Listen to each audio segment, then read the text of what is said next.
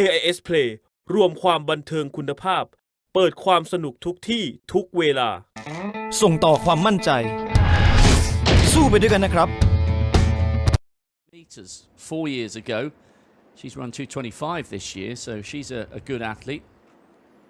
There's the other Japanese, Keiko Nagami. Nagami is a silver medalist in the Asian Championships. And watch out for Kim Hae-song of the Democratic People's Republic of Korea. Her twin sister also races. She was 9th in this race 4 years ago and was 10th in the Olympic marathon. So both Koreas, Japan and Rose Chelimo, the Kenyan who is now expatriated and represents Bahrain. They should be the ones to watch. Well, here are your 19 runners, and over the course of the Asian Games, China have come out on top with 4 golds. Only 4 nations sharing the top prize in the women's marathon. Japan have 2, Pakistan 1, and Bahrain taking 1 title over the time. Now let's have a look at the course just over the 42-kilometre mark, of course, and 10-kilometre straight, essentially, along a road that is traditionally shut to traffic on Sunday anyway, so there should be plenty of supporters out there. Twice round the route, will be familiar with it by the time they come in for the final time, and if we're lucky, we might get a finish similar to the one we saw yesterday in the men's marathon. What a sensation that was. A sprint finish, and Japan getting their first marathon title in the men's event. Chelimo wearing 7.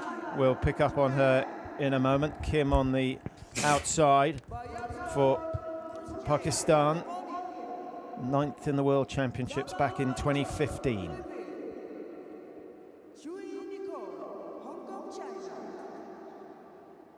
.107. There's Chelimo. What sort of form is she in? The world champion from London last year.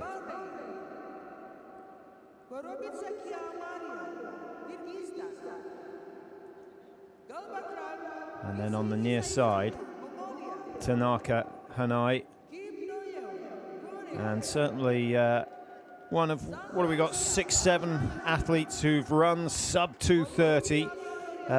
Are we going to see that today? Well, judging by the men's times yesterday, they're going to be very, very pressed. But it has to be said, Rob, it was a little bit cooler this morning. Humidity seemed to be down a little as well. That's going to bode well for the first, 45 minutes? Yeah, it will certainly help the athletes in the early stages, but the men ran 2:18.22, both of them. It was an absolutely extraordinary race.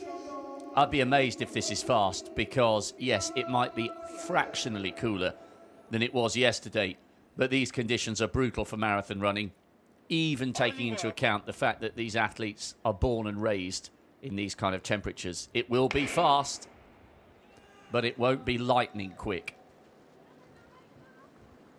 So, away we go, and in around 2 hours 35 minutes, maybe a fraction longer, they'll be coming back into this very stadium,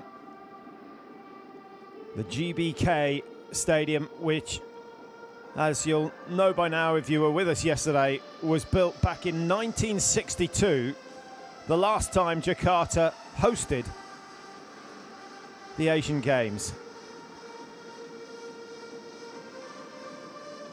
I must say, although the stadium was far from full last night, the local fans generated some atmosphere, and the Indonesian athletes were not short of support. Yeah, I made that point in commentary last night, that if people were watching and they were looking at the crowd or lack of crowd down the back straight, that was misrepresentative, because down the home straight we had, well, I thought maybe, if not touching 20,000, then we had about 15. And those who were there were making a great deal of noise. And there are a couple of young Indonesians, especially as a teenager in the men's decathlon. Well, anyone would think he was on course to win the gold medal. He was getting such good support, and he'll need it again today. The decathletes kick off the track action here in the stadium when the marathon's finished with the 110 hurdles, and they'll finish things off tonight with the 1,500 metres. So, yeah, it's been a good atmosphere. It's a lovely stadium. Be amazing if we had a World Championship here. Certainly in terms of the facilities at the track, I think they're more than capable. And the IAAF are interested in taking the World Championships around the globe. They're talking about a world champs going somewhere on the African continent, I believe in 2025. Next year's will be Doha, then 2021 is over in Oregon. So who's to say? Maybe there will be an edition of the IAAF World Champs here in Indonesia, and if it does come here, it will be in this magnificent stadium. But there'll be a lot of hard work before these women move once again underneath the shadow of the stadium for their 3/4 of a glory lap.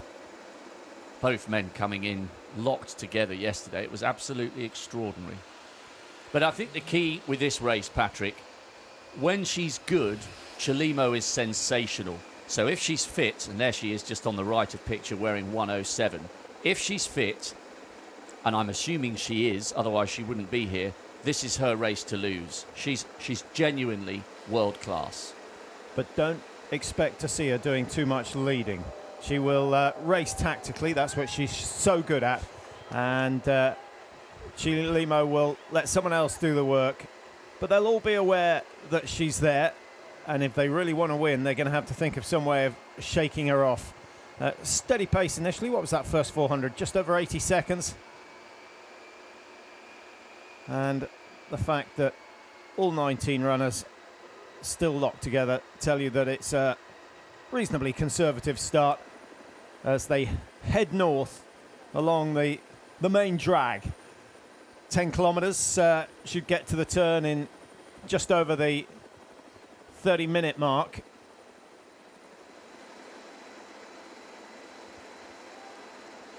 The interesting thing to remember about Chelimo with regards to racing here in Indonesia, because she's representing Bahrain, but she was born and raised in Kenya.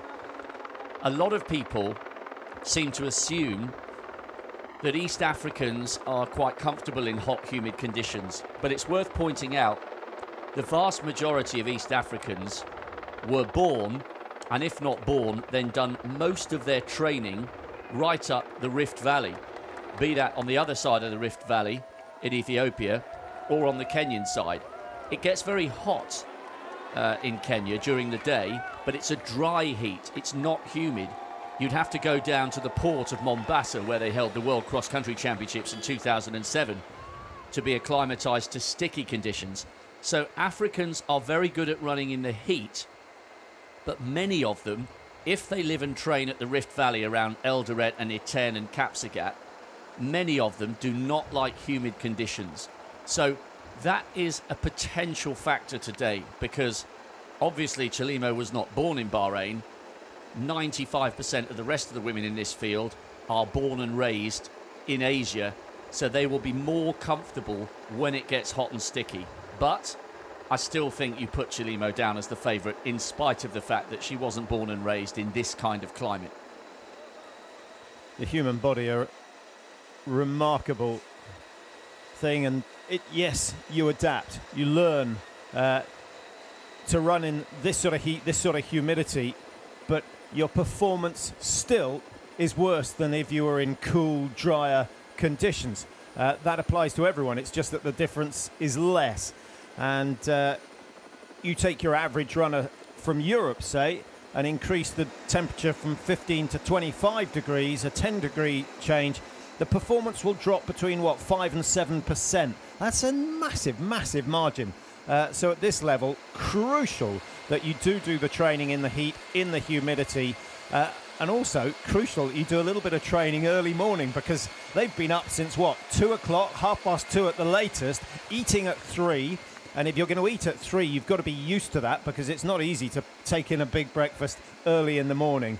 So they've had to spend weeks, not days, getting ready for this very race. Yeah, because when anybody out there watching this who's run a marathon, I think it's quite important. They say your evening meal the preceding day is the most important fuel, but I think, having run a few marathons, I think getting something nutritious down on the day of the race, on the morning, is quite important. But in order to do so, as you've just quite rightly said, you have to get up extremely early to digest whatever you've eaten so that you feel comfortable when the gun goes and the race starts.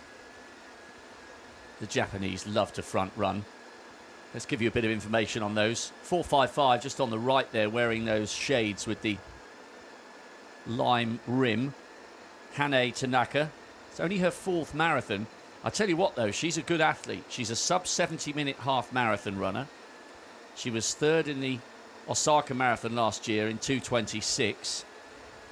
She was in the top 8 of the World Youth 1500 metres way back in 2007. So you can tell that she comes from a fast twitch fibre track background. And she's also finished inside the top 40 at the World Cross Country Championships, which you might think, well, why is that something to mention? The East Africans are so good at cross country. I think a top 40 finish from a non-African nation is actually worth mentioning. And so that's Tanaka. 449 is the other Japanese athlete. That's Keiko Nagami, silver medalist in the Asian Championships. She too is a 2:26 performer, and that was this year. She was 2nd in the Gold Coast Marathon, not the Commonwealth Games one earlier this year, a few years ago. She's 32 years of age. So a lot of experience from the Japanese duo, and as they so often do, keen to lead and dictate terms. But for all the reasons we've already mentioned, Patrick, I don't think we will see Chelimo making her presence felt in this race until way beyond the halfway stage. It's in her interest, the hotter and stickier it gets, to just sit in the pack and try and tick off the first half of the race as gently and as economically as she possibly can. Well, I don't have any doubt that Chelimo will have been watching the race yesterday, and she will have noted that by halfway the field or the leading group was down to 7, but then those who felt they had a chance of winning didn't really kick on until they got to around 35 kilometres. And I wouldn't be surprised to see her choose the same sort of mark, halfway down the straight on the way home. You know, she'll know exactly how she feels at that stage, but she'll be patient. Let's put it that way. And why not? Patience is key in a marathon. You cannot afford to get too carried away too early. And just talking about women running the marathon, he's out for an early morning run, keeping pace, but I'm not sure he's going to be there for too much longer. It's always funny when you watch people running by the side of the course, because television pictures can make this look easier than it actually is, because there are so many of them, and because they are so fit, they're making it look easy. But usually when you see people trying to run by the side of the course, they don't last long. But it's amazing when you and there he goes, he's just peeling off to the left already, the man in the green t-shirt, just middle left of picture there. Women only started running the marathon in the Olympic context in LA in '84, and do you know what, I think it's one of the most exciting events on the women's programme at the moment. Globally, the standards now are incredible. Just to give you an indication, I had a look at the world top lists for this year. 19 women so far this year have run inside 2:23. It wasn't so long ago that if you handed a woman a favourite before a race, I'll give you a 2:23 here, any world-class woman 20 years ago would have bitten your hand off for that time, because it would have won them every marathon on the planet. 19 women under 2:23, and amazingly, just watching the athlete from Thailand just drifting off the back, just deciding to run at her own pace. That's pretty sensible for Vong Vorochotti. She ran 2:40 in Chicago a few years ago. 6 women this year alone have run inside 2:20. That is incredible, and shows you that this is a discipline in the ascendancy. Yeah, it might be a little while before Paula Radcliffe's 2:15 plus change is challenged, but there are so many women now who are capable of running low 2:20s and high 2-teens, which is absolutely phenomenal distance running. So compared to men's marathon running, and the marathon, as we know, has been in the the distance running psyche of men since 1896, since the first modern Olympic Games. The event, it's not in its infancy, but there's still a lot of room for improvement, and that makes this event very exciting from the female side of things. And 6 under 220 this year, I knew there'd be a couple, but I was really surprised that the number was that high. It's a very exciting time for women's marathon running, and maybe somebody like a Kaitani or a Tiranish Dibaba, who seems to have made a good transfer to marathon running, and she wobbled a bit in London this year, but that was because they were making an attempt on Paula Radcliffe's world record. Maybe somebody will get close to Paula Radcliffe's time at some stage in the future, but it won't be fast today because of the conditions, for all the reasons we've said, but it's a very exciting time for women's marathon running.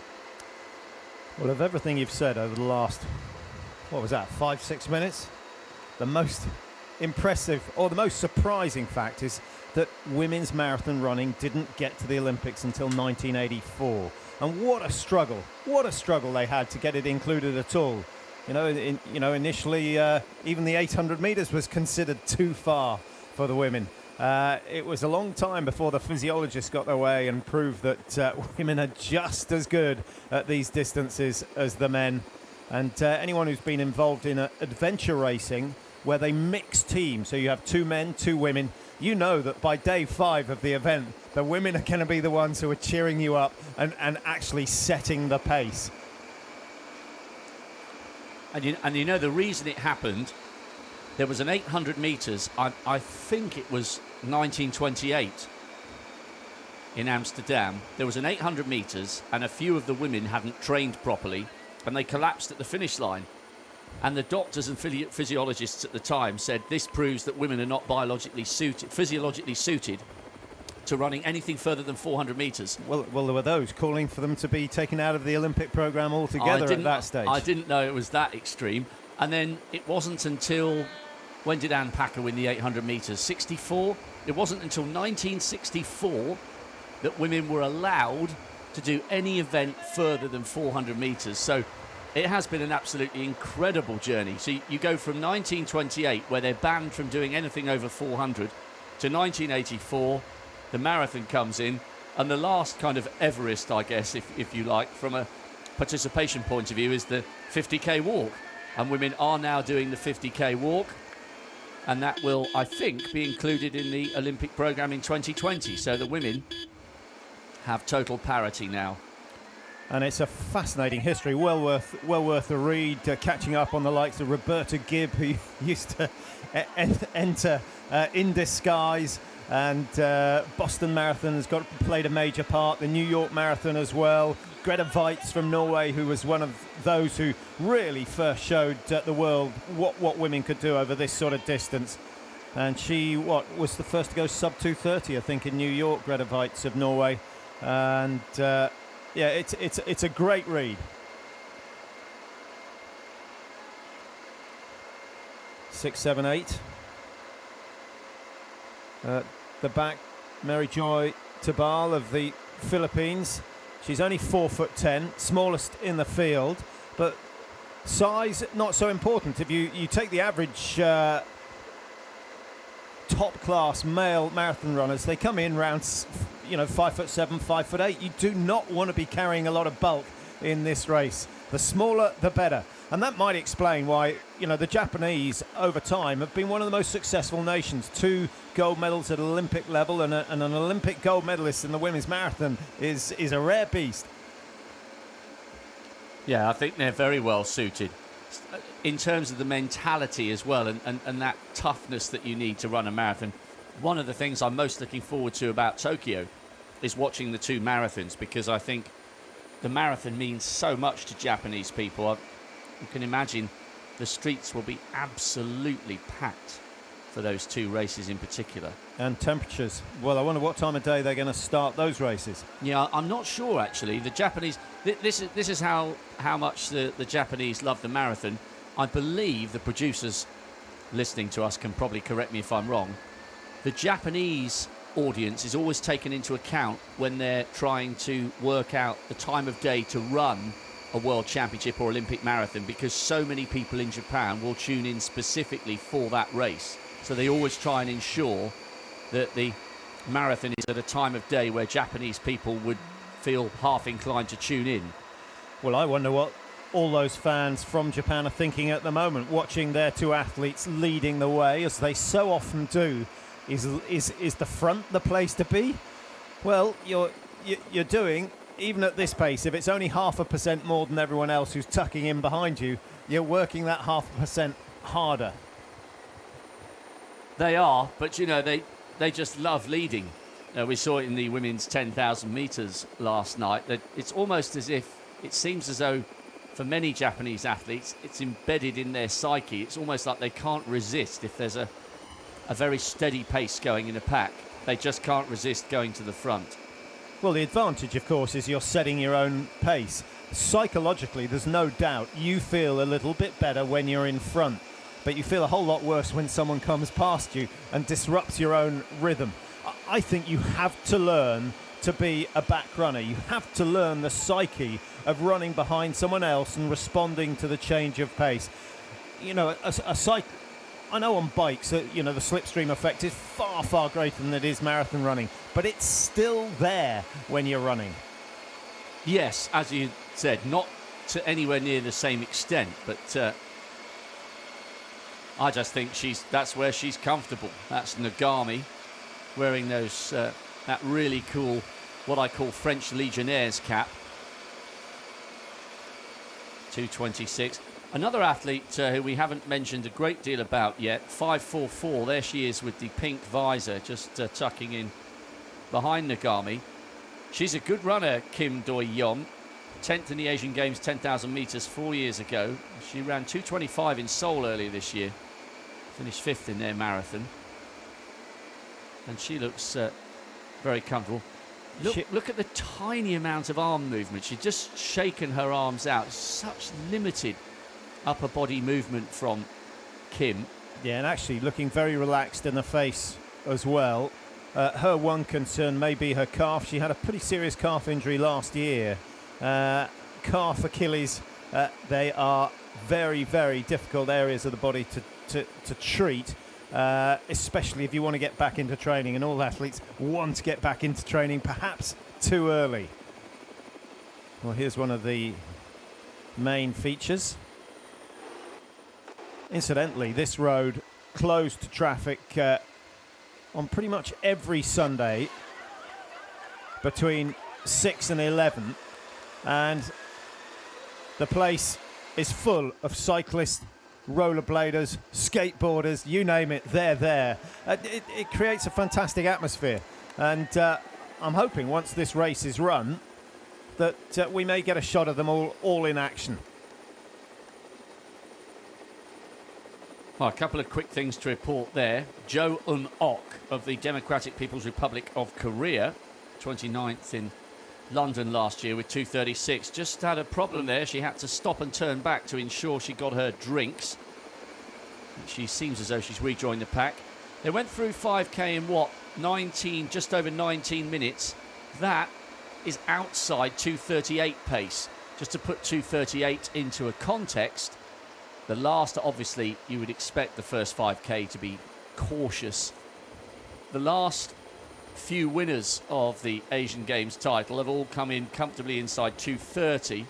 The last time that even gets close to 2:38 was 1990, when Zhao Yufeng won in 2:35. And interestingly, the last time this title was taken with a time outside 2:40 was 1986, when Eriko Asai won in 2:41.03. So there's just a quick read. There she is, 2:61. She had to stop.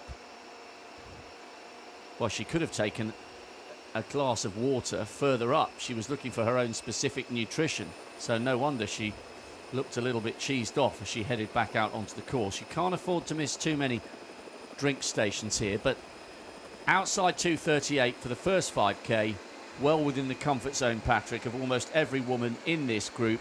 It's very cautious for the first 5k, and I think that's sensible. Well, the first kilometre in particular was very steady indeed as they made their way out of the stadium.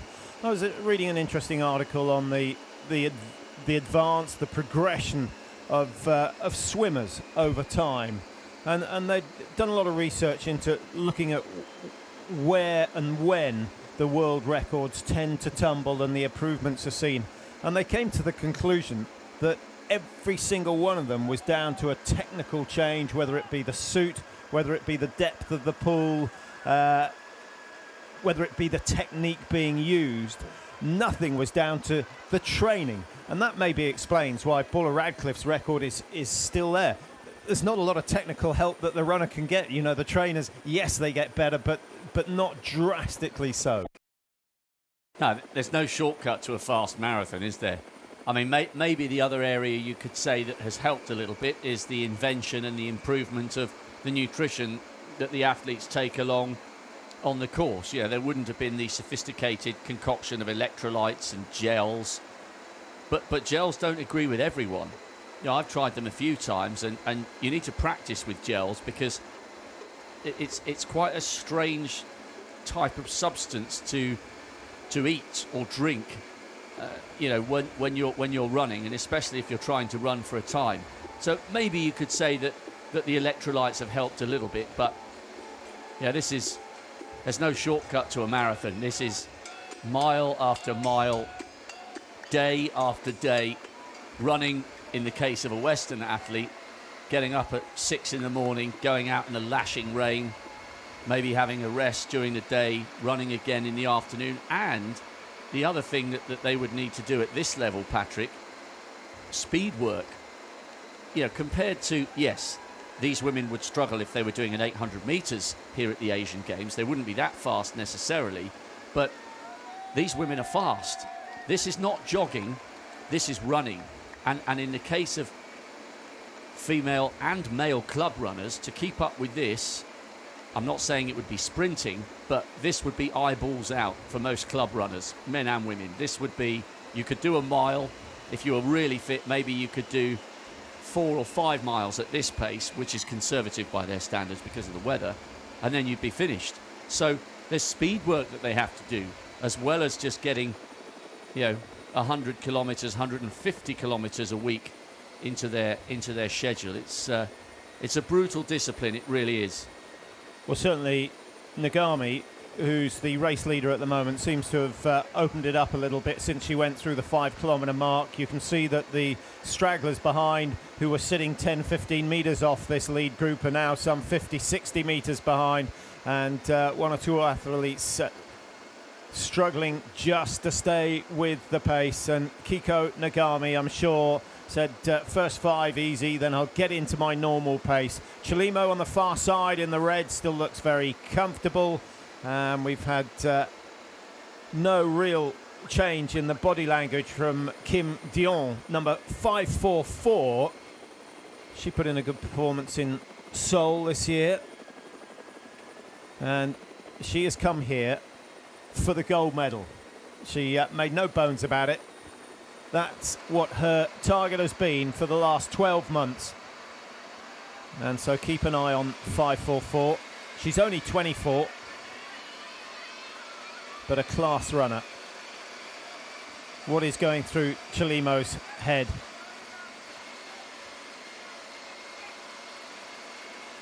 Occasionally looking around, taking in the surroundings, just staying out of trouble. And I must say, I was off duty for the men's marathon yesterday, but I was having a walk around the city, and the helicopter pilots are bold. It's a mass of skyscrapers in the centre of town, and they were just weaving their way in and out following the race. I think there was a little bit of excitement in the helicopter in the final stages of that men's marathon. Just over 7 kilometres run.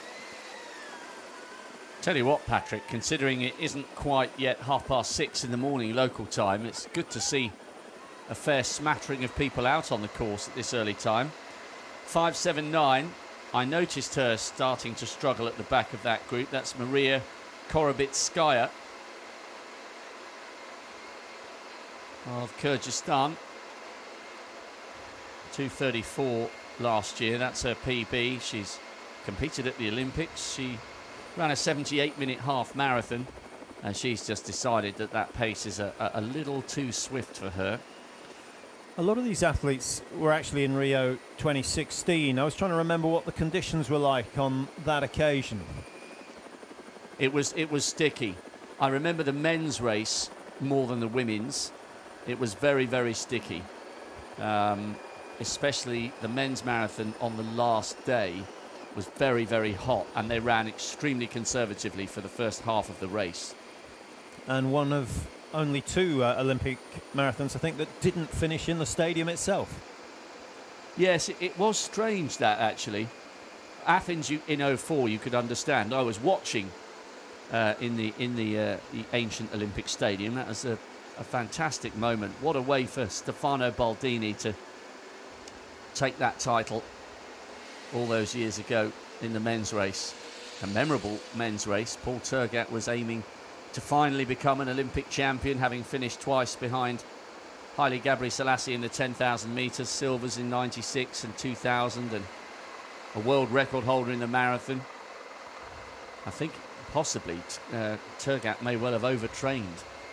He was doing something insane, like 250 kilometres a week in training, and he was shattered for that race. And of course it was boiling hot, as Paula Radcliffe found out to her cost in the women's race. Now, I find it interesting in these sort of conditions, the group tend to stay together just a little bit longer because the top runners go off more conservatively. Just as I say that, Chelimo, she's actually just moving over to her left, trying to take on some fluid. Didn't want to get boxed off on that right-hand side. And Chelimo not only running well, thinking well. But I was going to say, and yesterday's race, I think, an example. You know, the main group stayed together for a good while, and there were still 7 at 35 kilometres. Whereas when the conditions are cool, those on form are prepared to go hard very, very early, and you just see the whole field strung out in file. Well, you just wouldn't see this in a big city race, because you would inevitably have someone saying, right, okay, I fancy 2:04 in the case of the men's race, or in the women's race they might say, right, we want to go out in 2:19 pace, and you blow out 90% of the field within the first 5 kilometres because it's too fast. And this then becomes a war of attrition, and rather than focusing on the person at the front, you're focusing at those at the back of the group, trying to work out who's the next to go.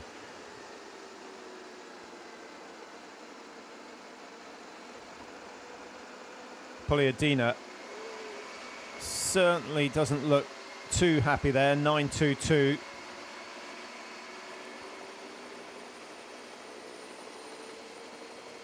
Now, we were talking about the smaller runners having an advantage. Poliadina at the back looks more like an 800-metre runner. Strong, powerful-looking woman. There she is from Kyrgyzstan, just on the right of picture. As you quite rightly said, Patrick, she's been at the back of that group just for a little while, half an hour of running in the legs. It's amazing how quickly it ticks along in a marathon. It's a fascinating race. People sometimes say to me, how can you think of things, or why is there so much to talk about in a marathon? It's just a whole load of people running together for an hour and 3/4, and then 1 or 2 get tired and drop off the back. But it's a fascinating event, and there's so much going on all the time, especially when there's a big group running together. The little jostles for position, the psychology that's going on within the group. Chelimo just has a little look round there. I think she may have just had her heels clipped there. She wasn't verbally remonstrating with people, but she immediately looked to her left and then moved another couple of feet out towards, from her side, the right-hand side. That's the view from the back with Poliadina, 9:22. And that's Tanaka running at the very back of that lead group. Let's keep half an eye on her, because we wouldn't necessarily expect the Japanese to be at the back of the groups. They're normally leading, as her compatriot still is. Keiko Nagami.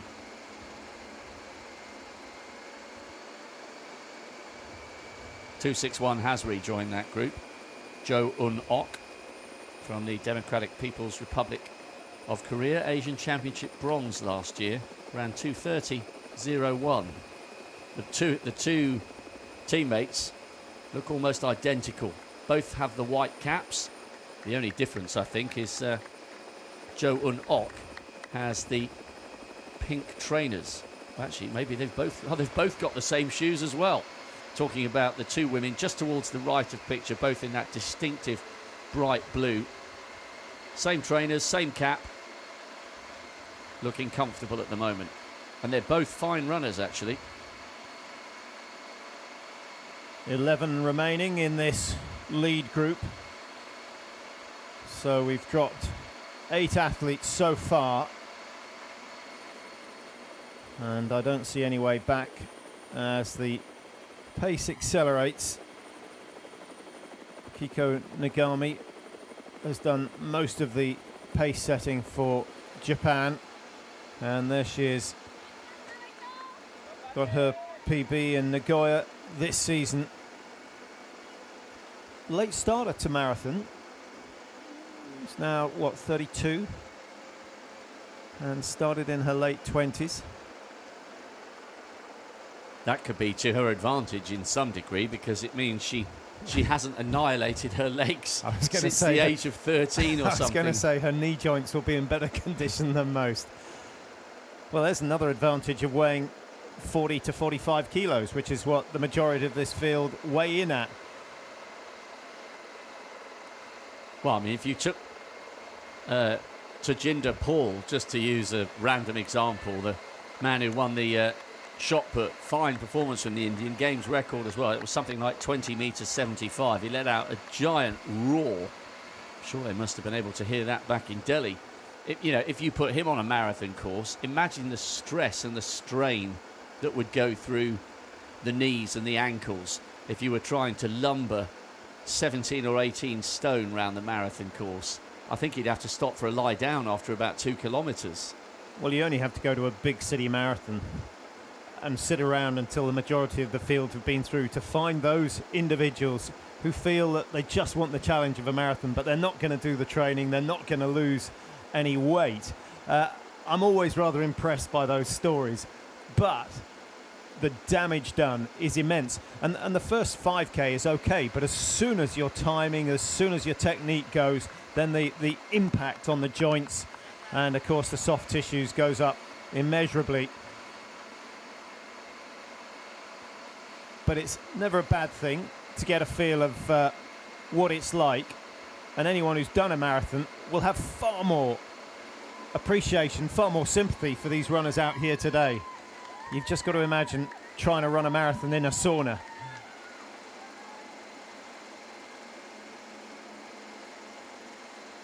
I must say, Nagami, 4:49, looks remarkably cool. Her face isn't giving anything away, is it? It was exactly the same with Inui yesterday.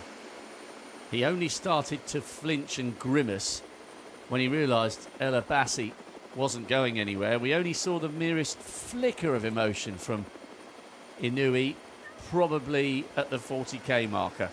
Up until that point, if you were looking at his face, you'd have thought he was out for a Sunday stroll.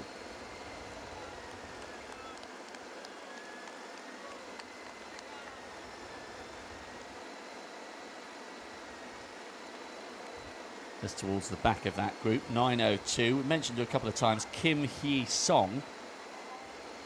Her twin sister also races. She's not in this race, but she's also a fine marathon runner.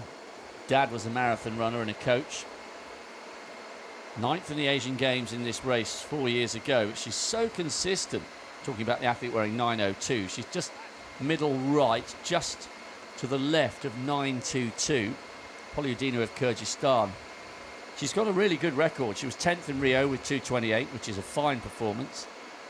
14th in Moscow in the World Championships, and that was brutal. It was so hot in Moscow in 2013, I cannot tell you.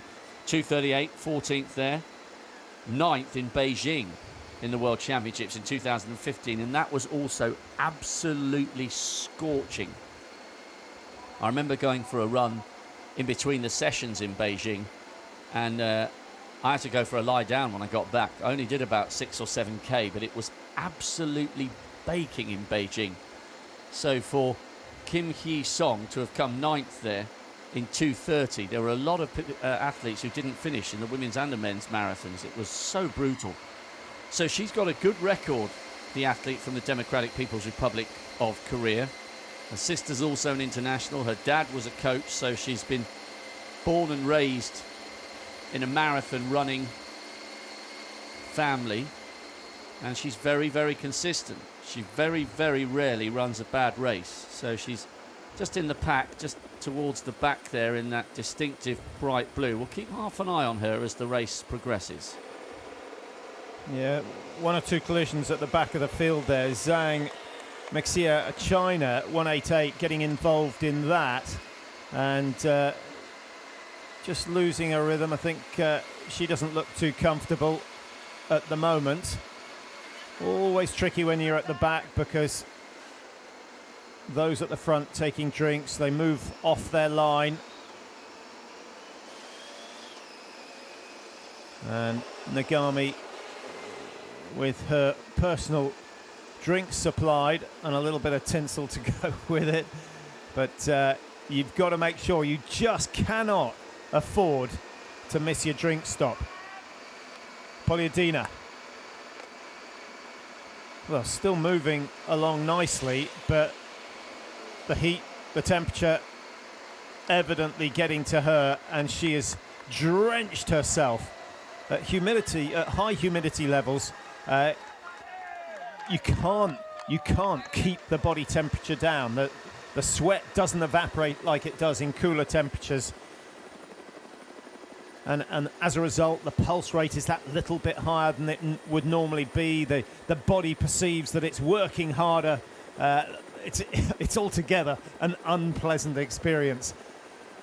So this is just about the 10-kilometre mark as they make what in triathlon they would call the dead turn and head back along the route that they've just been along.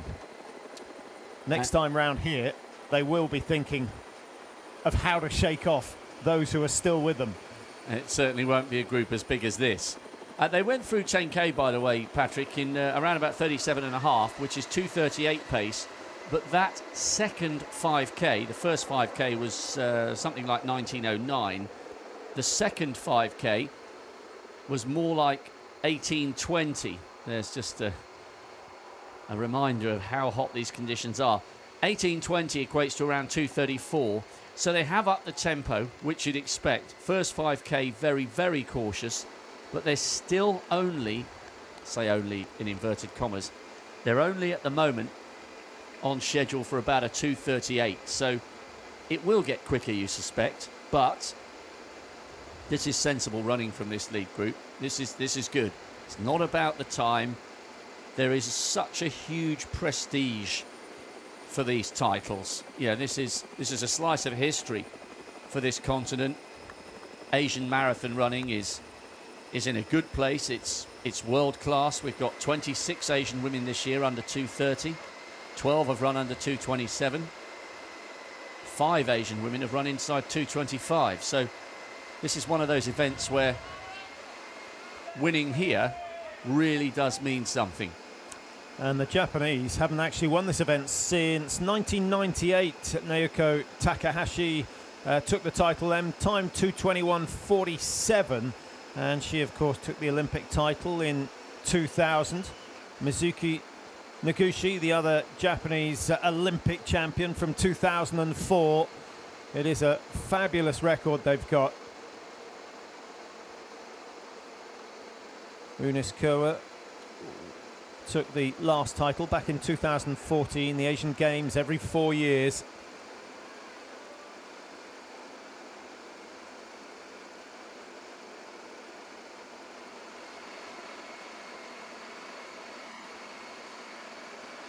And when it's hot, the Japanese do tend to do well.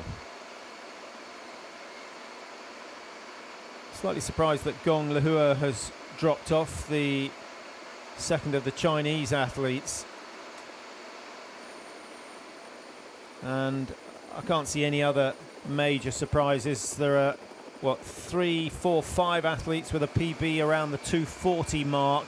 They didn't survive long once the pace picked up, and that happened about 3 kilometres after they left the stadium earlier on this morning.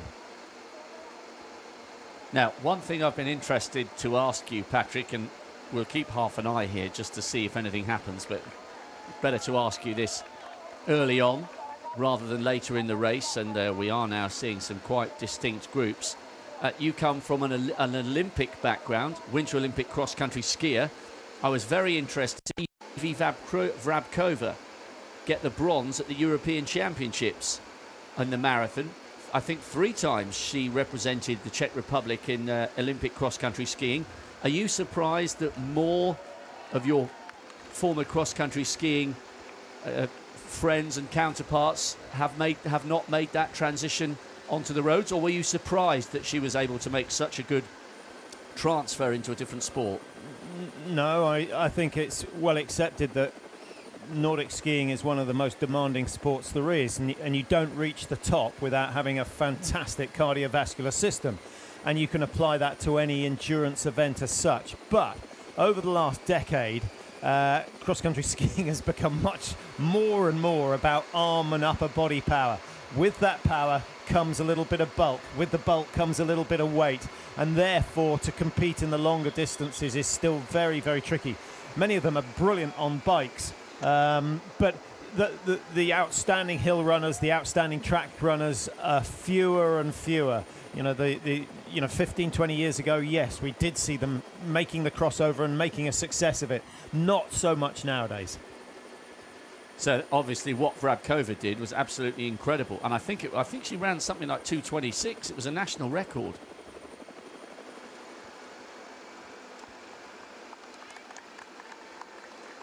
Cameras have been focusing in there on the back of that group. Polyudina from Kyrgyzstan has now allowed 8-9 meters to grow, and actually, when you look at her, the kind of times she produces, she's a good athlete. She was 62nd in Rio, 2:41. She was 42nd in London in the World Championships last year, 2:40. This is actually quite sensible because the pace they went through 10K was 2:38. If she just drops off a fraction, if she's feeling okay, she could still run a PB. But the style, the fluidity that she had in the early stages does not look to be there now. I think the writing's been on the wall for a kilometre or two, and that last water stop where nothing went in the mouth and it all went over the head was a little bit of a giveaway that she wasn't comfortable at the pace they were setting. So yes, sensible to drop off, but I'm not sure there's any way back.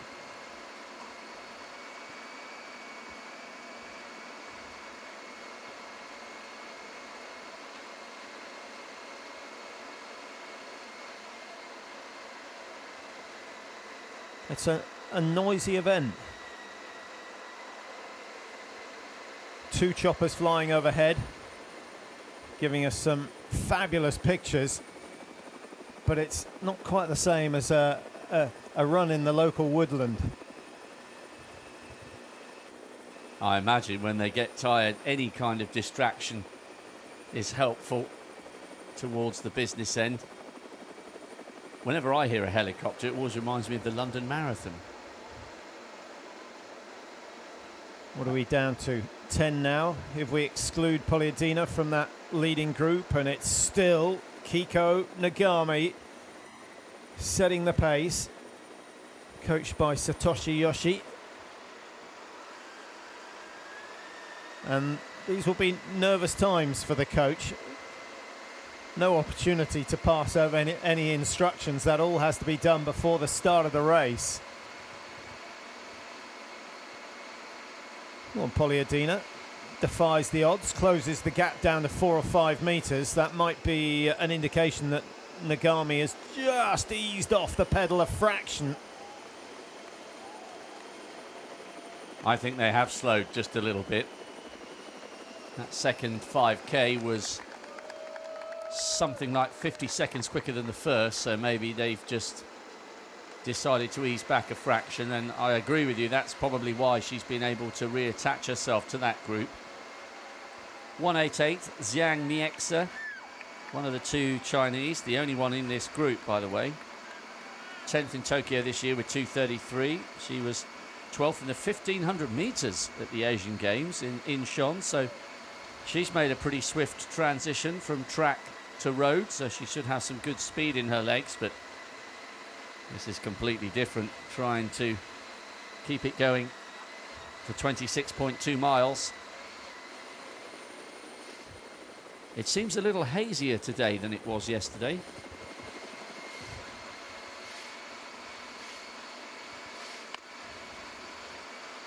Chelimo tipping out the first, 300 millilitres of the bottle.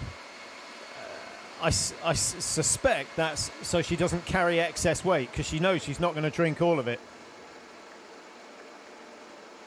She did that at the previous water stations, didn't she? And she always tends to drift over to our left, her right. Seems comfortable over there. When you look at her legs, Chelimo, we are talking about the athlete on the extreme left, it just seems so economical. Her legs are hardly moving, and yet she is, all of these women are, running a marathon in under 2:40. But it looks so economical. Look how small and short their strides are. Very effective.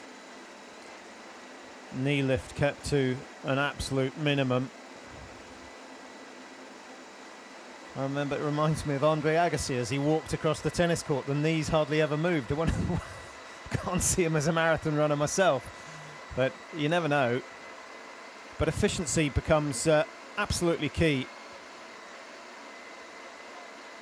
Well, if you look at Chelimo's legs, her back lift is just about coming level with the top of the back of her calf, no more.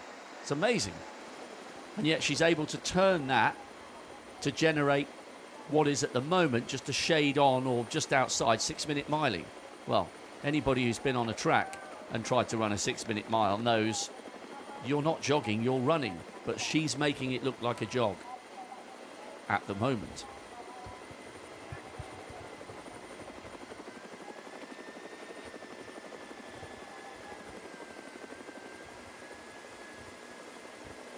From 10 back to 11, and Poliadina trying to move herself into the middle of the group.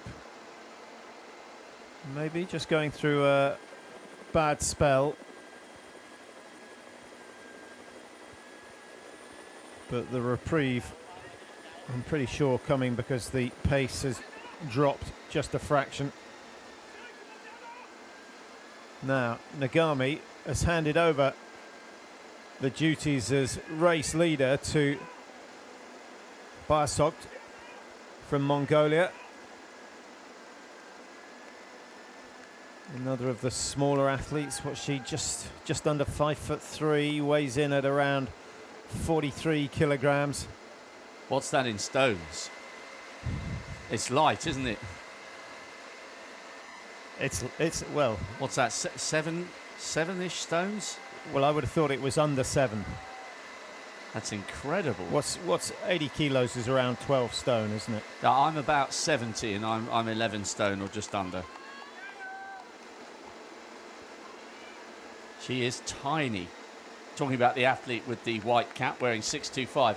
And by the way, she's running her 4th marathon of the year. We were talking about Sedur Batachir, the Mongolian, yesterday, who finished in 5th. He had a sprint finish with Ri Kong Bum. He was running his 56th marathon yesterday, not too far away from the podium. Obviously in Mongolia, they believe in quantity when it comes to marathon running. Her 4th race of the year.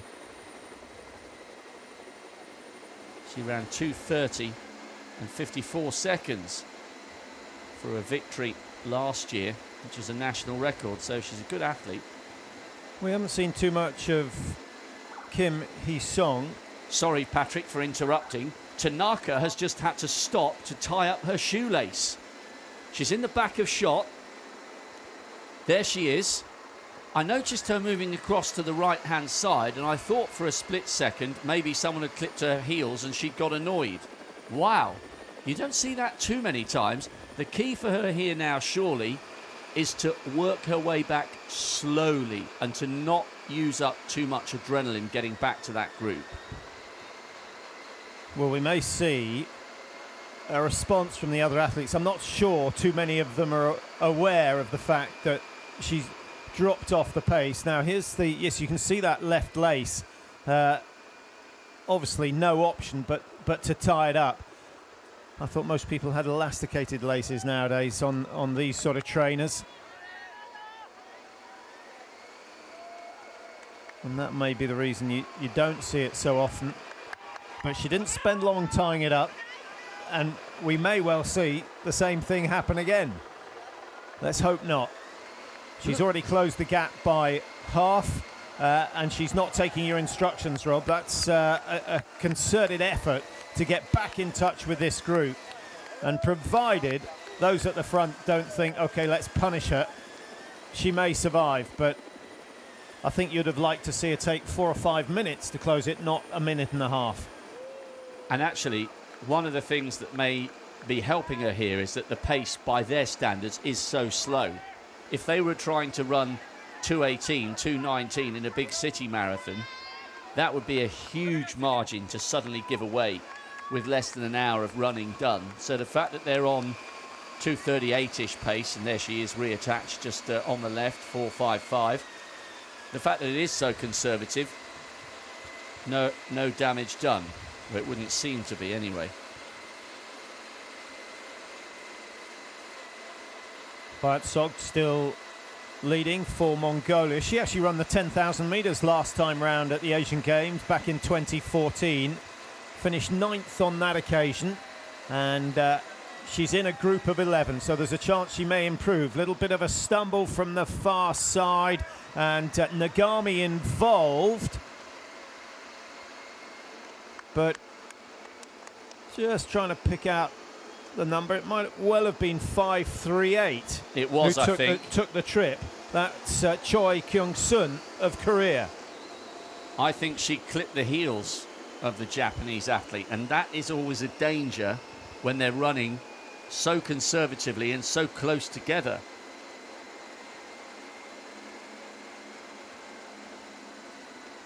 See what I mean? People say that the marathon, some people say marathons are boring, nothing happens until 5k to go. There's tons going on all the time.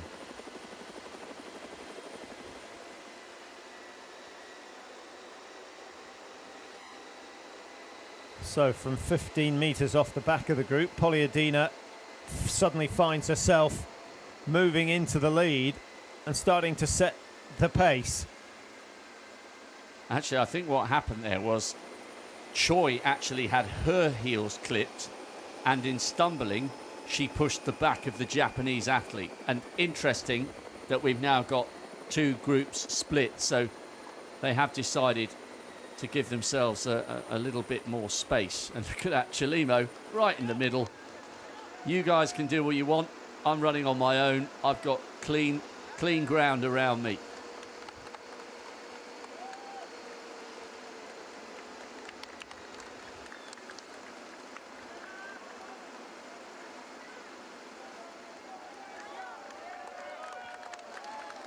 I don't think Chelimo's stride pattern has changed from the first minute to the present minute. And the only thing that does change is her eyes, looking left, looking right, ever observant, just making sure she stays out of trouble.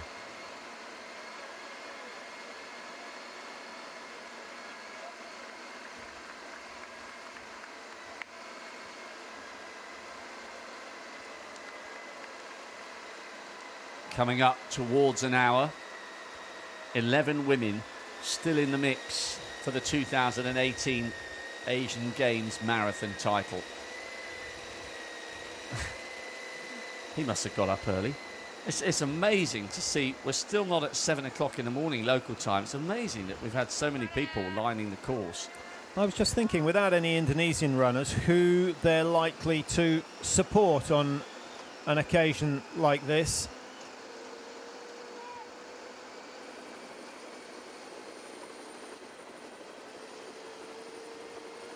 It's hard to know where their affinity lies if it's not with the Indonesians.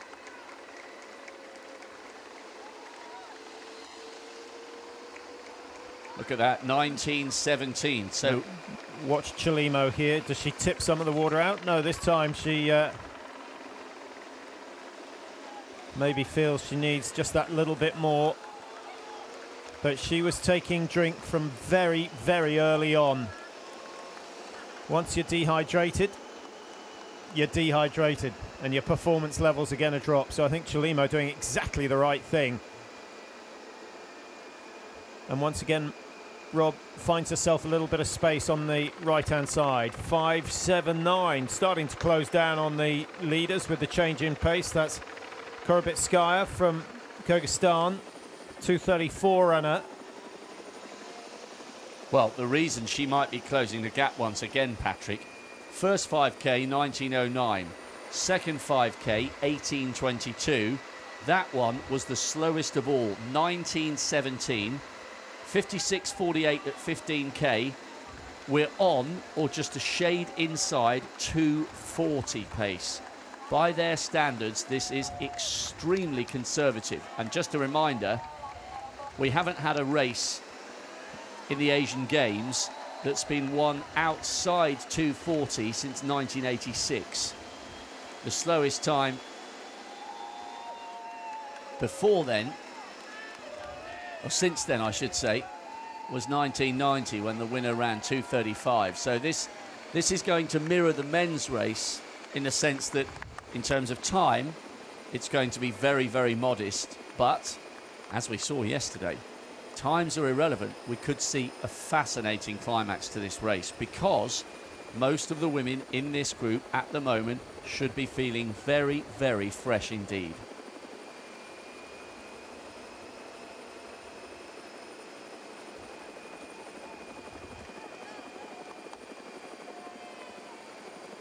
.8 kph, the average speed, and all running enthusiasts will have spent a bit of time on a treadmill, so you know that that's not a punishing pace.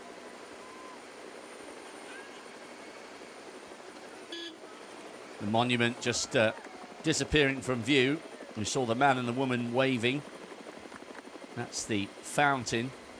It was built as a gesture of openness to all nations visiting Indonesia and Jakarta specifically for the 4th edition of the Asian Games. Those, you could just see the figures in the top of shot. The man and woman are 5 meters tall. That's how big that monument is in the heart of the city. Great support, Patrick, considering it's only 7 o'clock. And considering we're not even at the halfway stage, I think they're going to enjoy the second lap of this run. Nagami back in front where she was for the majority of the first 10 kilometres. A little bit more body movement coming from Zhang. We see it, number 188.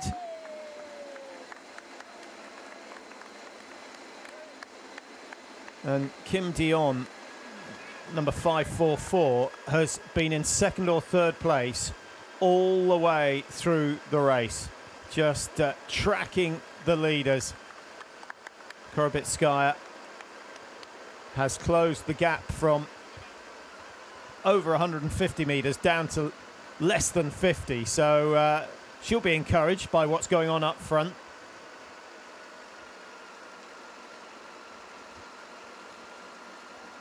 Yeah, this will be a welcome sight from her point of view, having been running in the metaphorical no man's land on her own for such a long way. Superb attendance here I think they're all waiting to get their rollerblades on and enjoy the fact that this part of the road is closed all the way through until 11 o'clock this morning.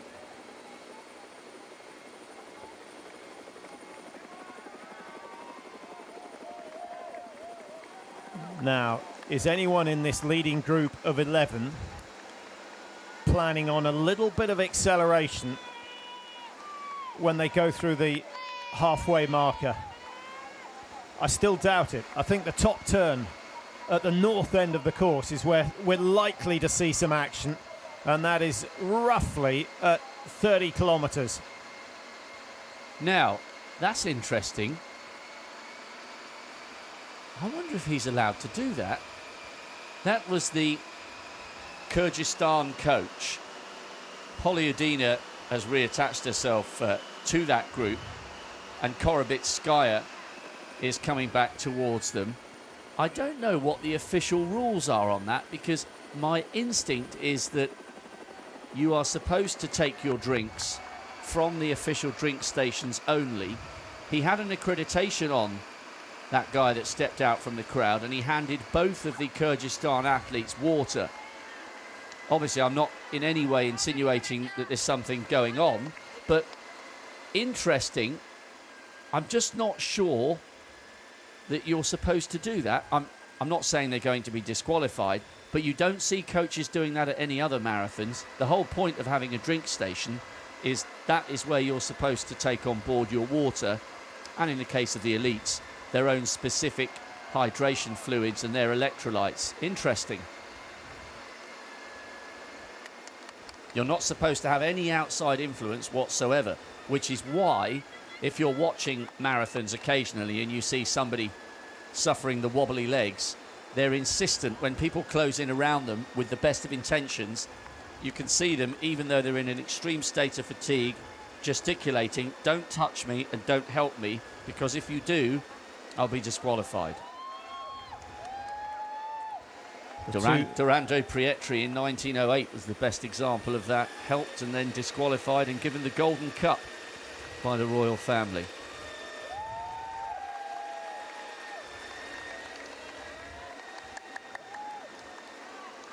A welcome shower, just to try and keep that core temperature down.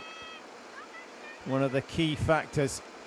But I must say, Nagami leading the way, looks as though she's on a run in Pyeongchang in February, where it was around -20, -25. That was cold. Yeah, she looks very comfortable. But they've slowed. 19:17 for the third 5K. Very, very conservative. There'd be quite a few people who'd be happy with that time, though, in their local park run.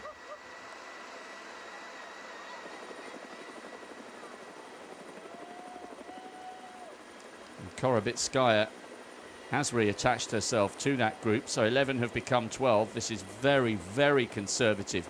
No one's prepared to be silly here in the early stages. It's clearly having an impact, the weather here, on this race.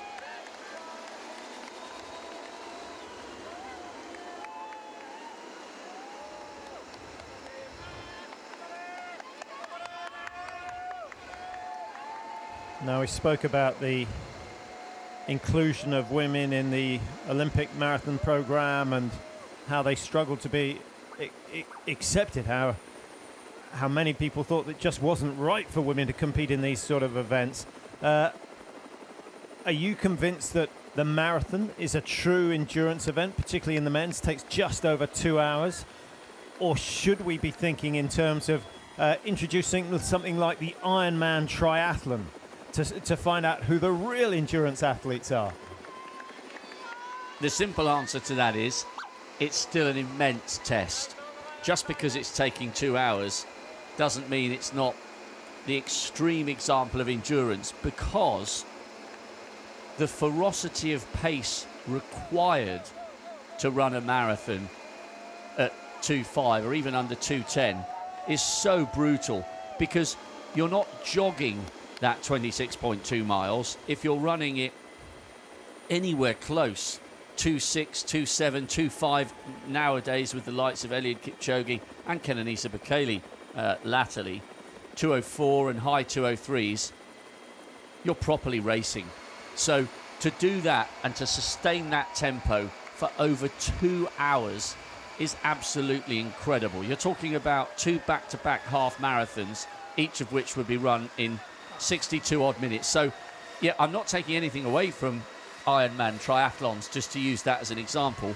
They're fantastic events, and we've got a tumbler there, 627. That's Galbredah from Mongolia, the second of the Mongolian runners. And again, this is why you have to be so careful at these drink stops.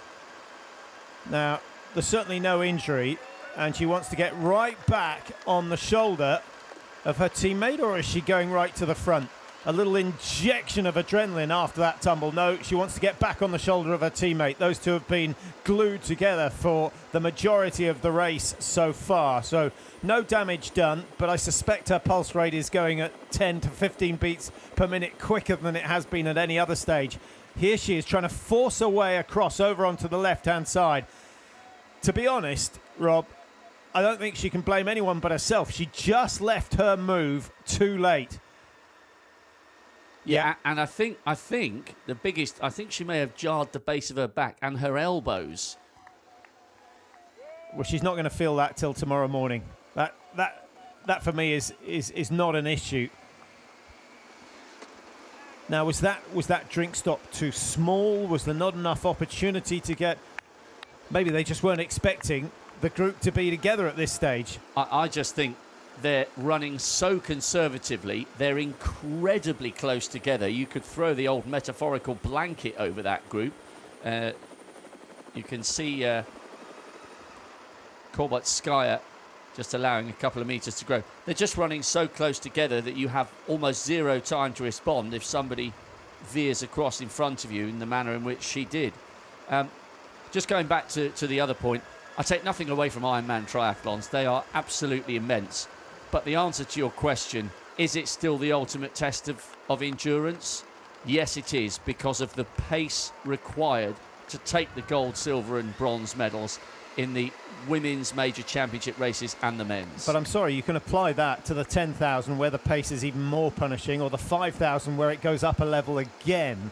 What I'm saying is that 2 hours, just over 2 hours, isn't long enough. The glycogen in the muscles is lasting them 1 hour 50, 1 hour 55. I'm not sure that we're really finding out who's got it up top, who's got it in their head to punish their body for a length of time. And 2 hours nowadays isn't a length of time. If you want to keep it to running, what about a 24-hour race? Introduce that. They're a different breed altogether. And then you would find out who the endurance animals were. Yeah, I'm not taking anything away from those races. And I'm not asking the viewers to hang around for 24 hours, but I know that there is a growing community of ultra runners, and the IAAF have their championships over 100k. There's a place for that, but I think the marathon is such a big part of the history of athletics in the modern era and the history of the modern Olympic Games. I've got a real soft spot for the marathon, so I'm always going to defend it as the ultimate race. Well, that's evident, but there will be some ultra runners out there who feel that they should have their moment on the biggest stage of all, and I'm with them. Well, maybe they could have an exhibition race where they do go for a 100k event. I think one thing that would work against one of those ultra races is just the sheer practicality of, for instance, an inclusion during an Asian Games or a World Championship, because the event takes such a long time. Where would you stage it, for instance? I suppose you could have the same 10k circuit, but you'd have to close that road for 7 or 8 hours as opposed to 3 in the case of the elite men and women. But maybe it'll happen in the long run, but the marathon is the race that really kind of excites me. It would be a heck of an endurance feat just to commentate on a 100k. You'd have to have a baton and take it in shifts.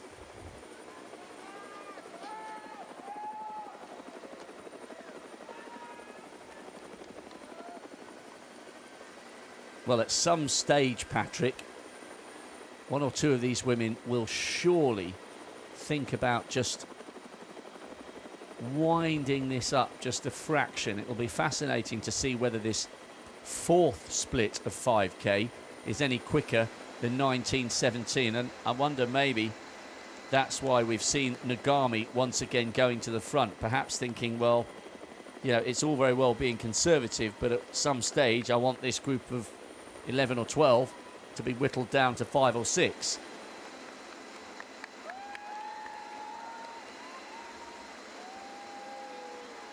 We were speculating on whether some of this leading group will have eyed the halfway marker as a point to just accelerate, just to test their opponents. But it is not looking likely at this stage. Still got just over 23 kilometres to run. Just over 1 hour 12 on the clock.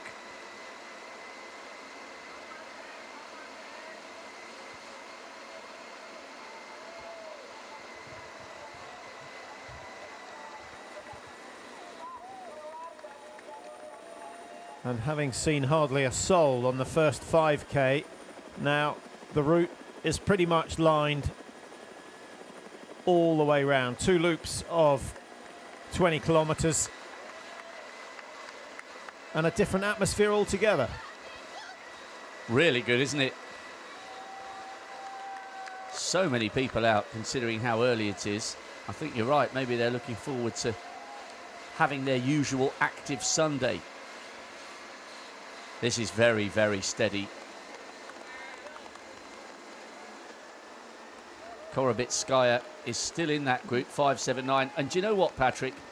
Chelimo's raced very sensibly here. She has, and there she is, putting that right hand out to indicate, yep, I'm just moving back in a little bit here.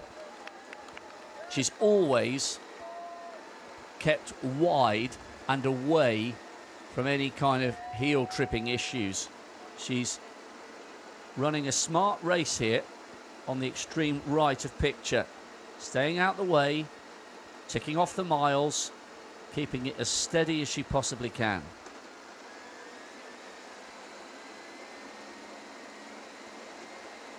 Zhang of China next door to Chelimo, and Korobitskaya with the ponytail thrashing from side to side. She's been in touch and then she loses a bit of ground, a little bit of a yo-yo performance from her, but she's probably kept the consistent pace and everyone else is changing around her, and if that's the case then that favours a good performance from her overall.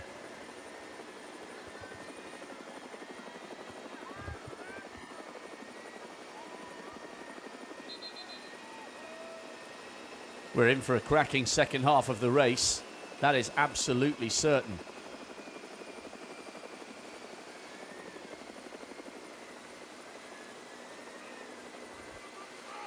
I wonder whether all of these women kept half an eye on the men's race yesterday and thought, right, the times are utterly irrelevant here. This is going to be a war of attrition, and I want to do everything I can to give myself a chance in the last 7 or 8k.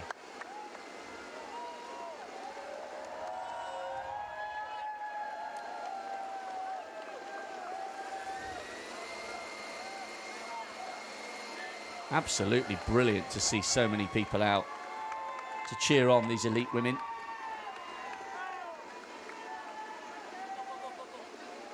And they'll notice, they might not be waving or doing high fives, but they'll notice.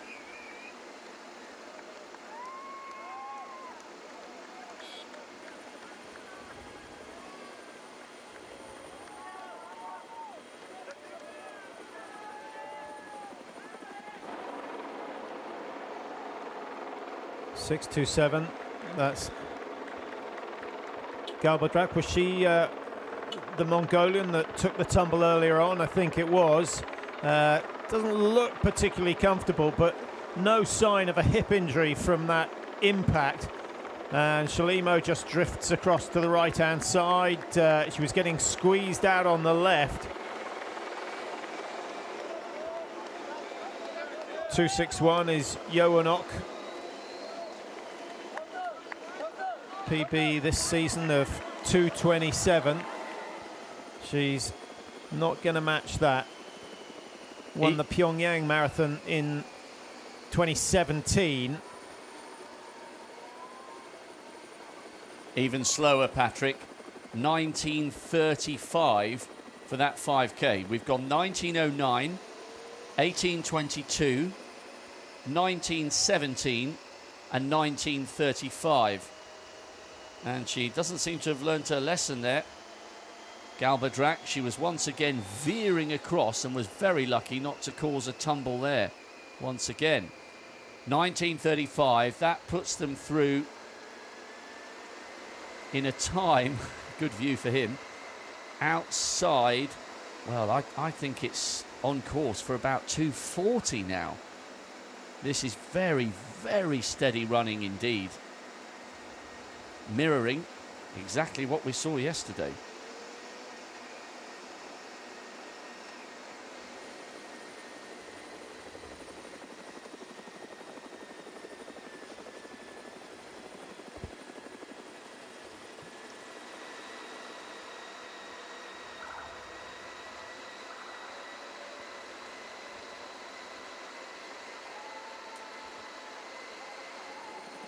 Coming up to halfway. We're almost certainly going to see negative splits in this race. The majority of the field doing negative splits in the men's race yesterday. If you're watching and you're not so sure, negative split simply means you'd be running the second half of the race quicker than the first, which is easier said than done in a marathon. And over time, nearly all the 10 fastest performances have been run with negative splits. So it's a good policy.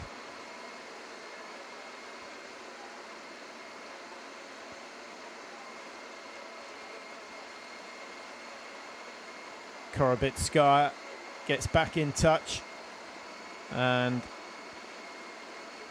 Poliadina still there. She seems to have settled down a little. She's the tallest in the field. She's only 5'7", but she's half a head taller than the majority of the athletes in this field. The smallest was Mary Joy Tabal of the Philippines at 4'10", but she dropped out of contention in the very early stages of this women's marathon. Tabal going through the 15-kilometre mark, but has yet to reach the 20.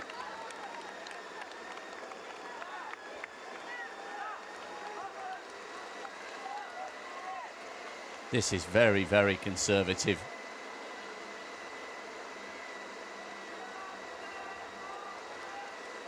No, I believe we're on air until the final runner crosses the line. Just seeing that Chui of Hong Kong went through 15Ks in an hour. So could be a while. She was some 4.5 minutes behind at the hour mark. Still sub 3 hour pace.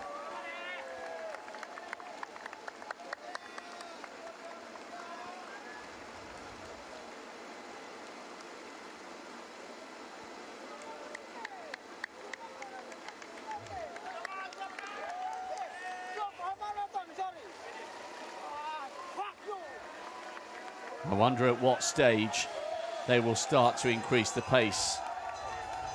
2:41 pace at halfway. Wow.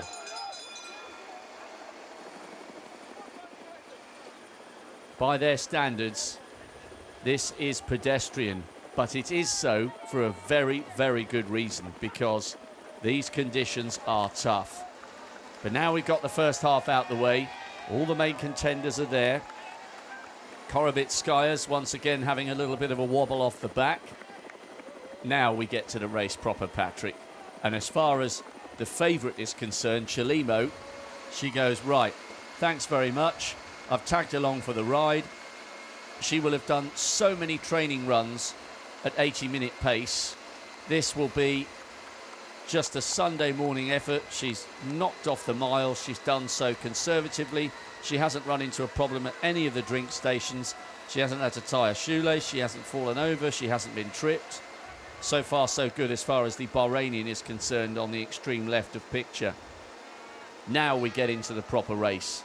Ticked off the first 13. Let's get on with it. Now we've got a half marathon for the gold medal here in the Asian Games. But I'm not convinced that Chilimo's going to have it all her own way. Nagami, she's done too much leading for me, but she still looks icy cool. And what about 544, Kim Doyen, who has just sat on the shoulder of Nagami wherever she's gone. The only time she wasn't there was when Nagami dropped off to made herself some space, so she got a clean entry into a feed station. Otherwise, she's been happy out front. Yeah, I'm not saying that Chilimo is definitely going to win the race. However, it's playing out to her advantage at the moment as someone who was not born and raised in these hot, sticky, humid conditions. But certainly, the two Japanese, 544, we've mentioned her a couple of times, Kim Do-yeon, she's in really good shape this year, 225 in Seoul earlier this year, and we cannot discount the two athletes from the Democratic Republic of Korea, especially Kim Hui-song, who wears 902, who never ever, or hasn't done up until this stage of her career, run a bad race. Korobitskaya for the second time, watching the leading group disappear down the road.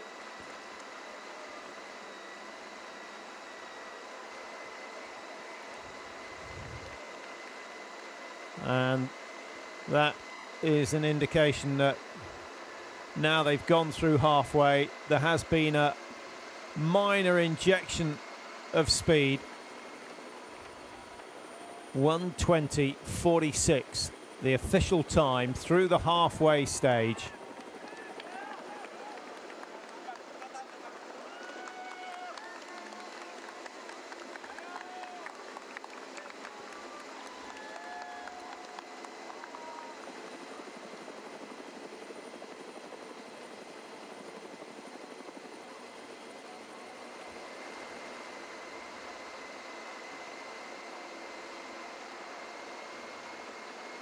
Now, I wonder how long Poliadina is going to be able to survive on the outward leg for the second time. Just a reminder, it's an up and back course, but they go around on two occasions, just about 10 kilometres from the start up to the top end of the course before they turn.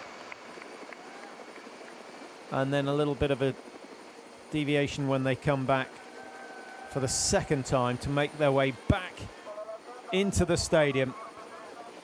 The GBK Stadium that hosted the opening will host the closing ceremony as well, and where the rest of the athletics will take place this morning and this evening.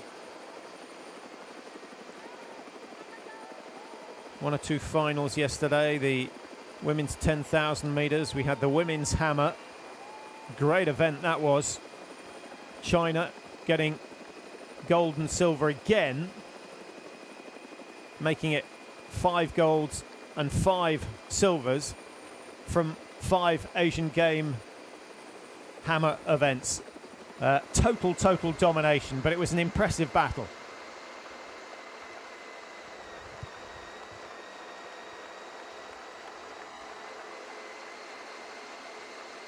Well, in the men's race, Patrick, we didn't really see a break or a definitive lead until Sonoda took things on at about 30k.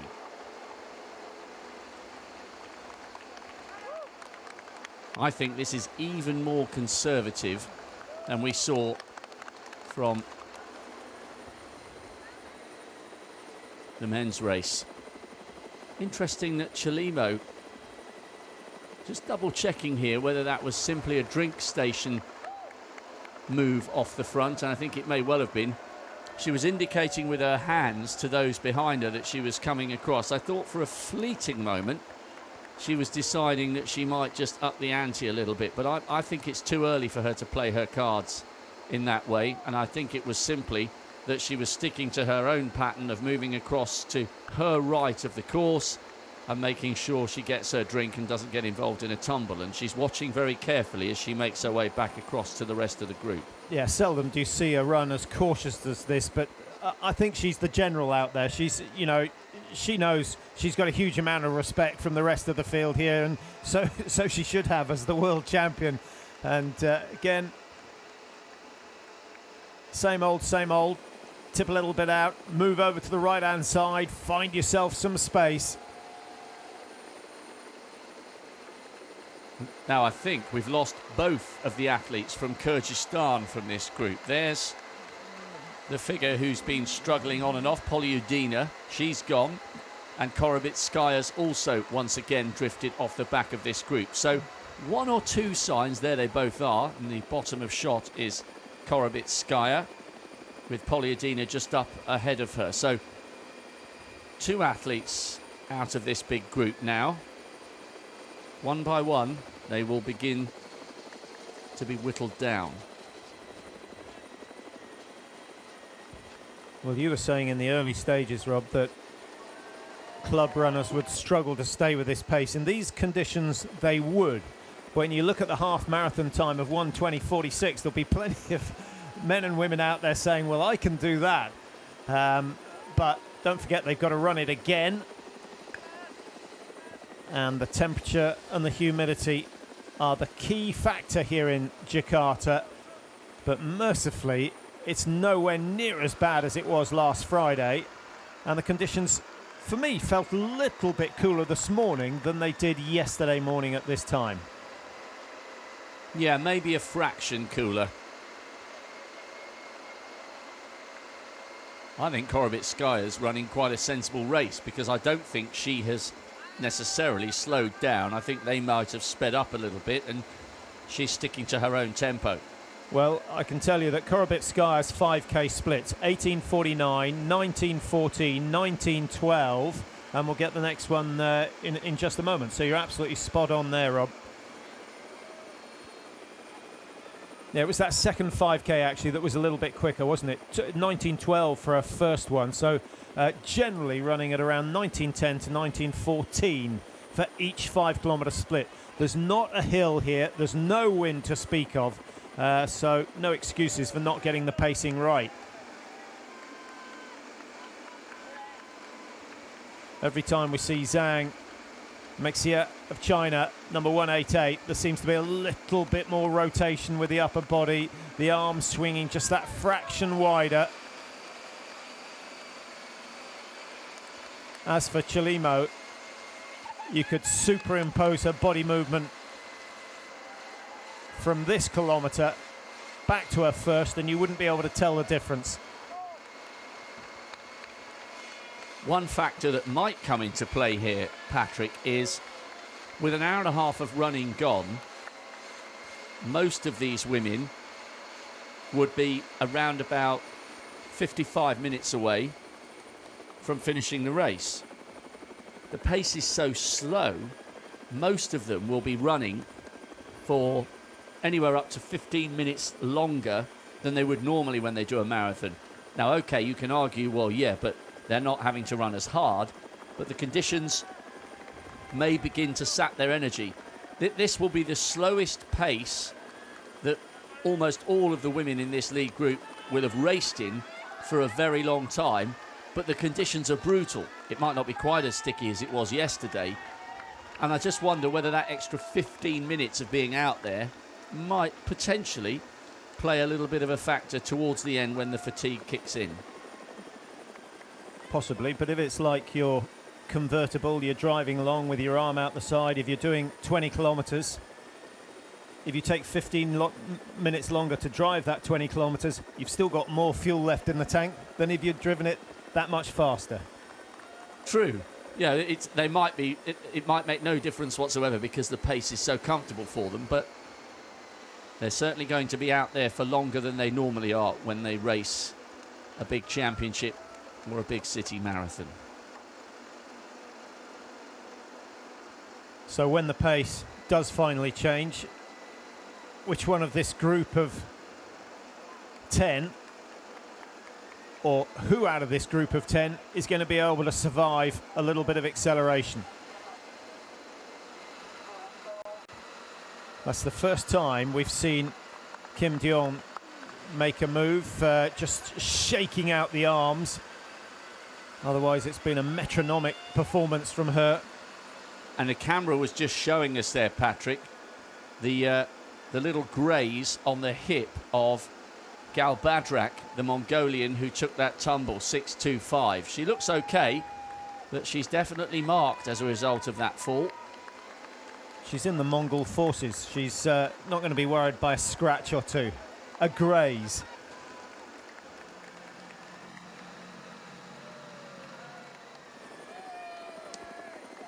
As you quite rightly said at the time, she only had herself to blame because she was running in a tight group such as they are now and veered across to her left erratically. But I would be surprised if she even knew about it. Adrenaline is a great thing. Well, we're going to have another look at this dive across to the left. And so nearly took Zhou Unok out of the game as well.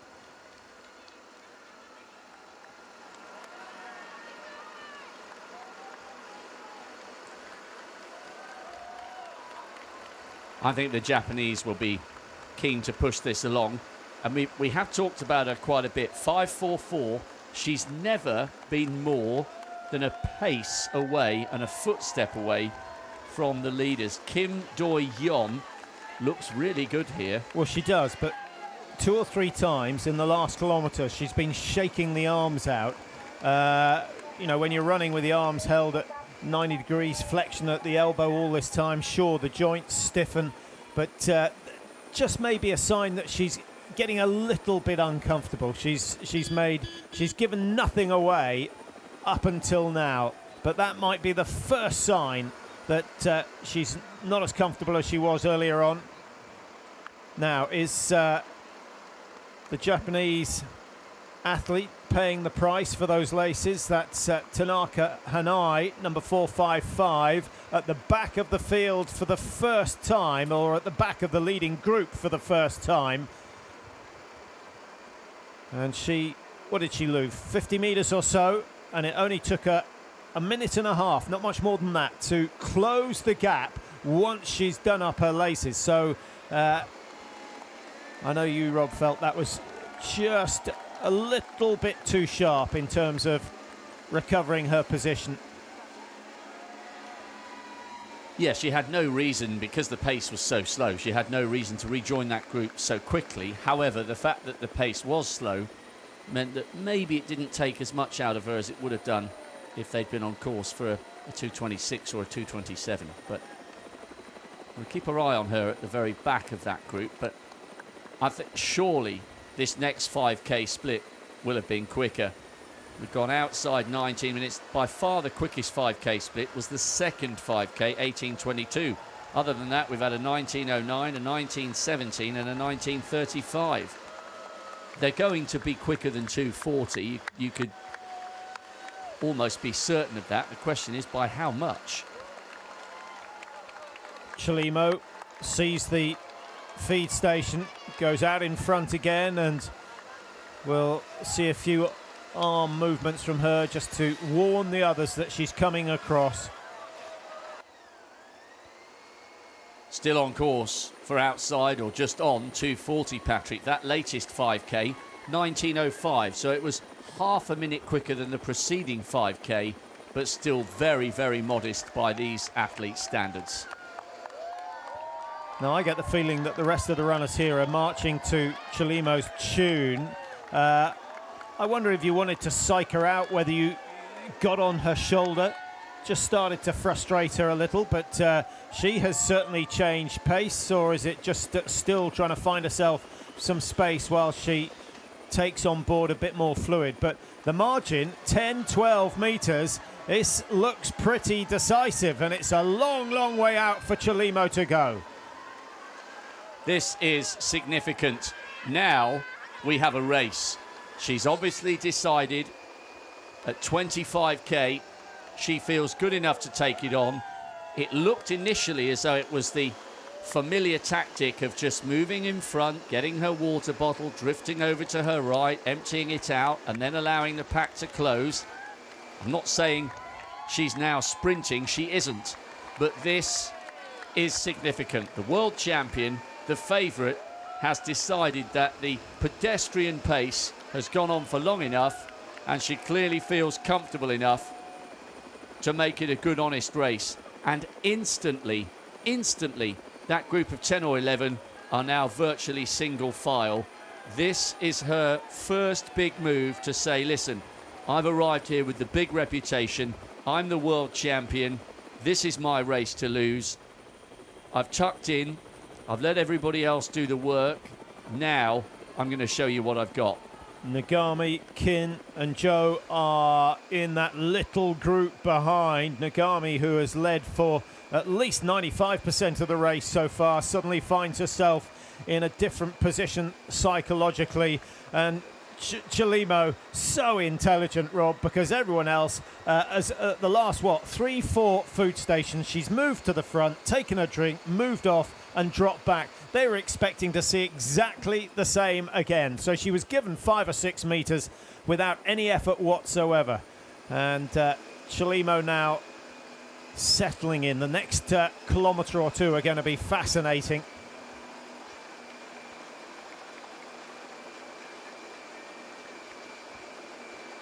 Very clever running.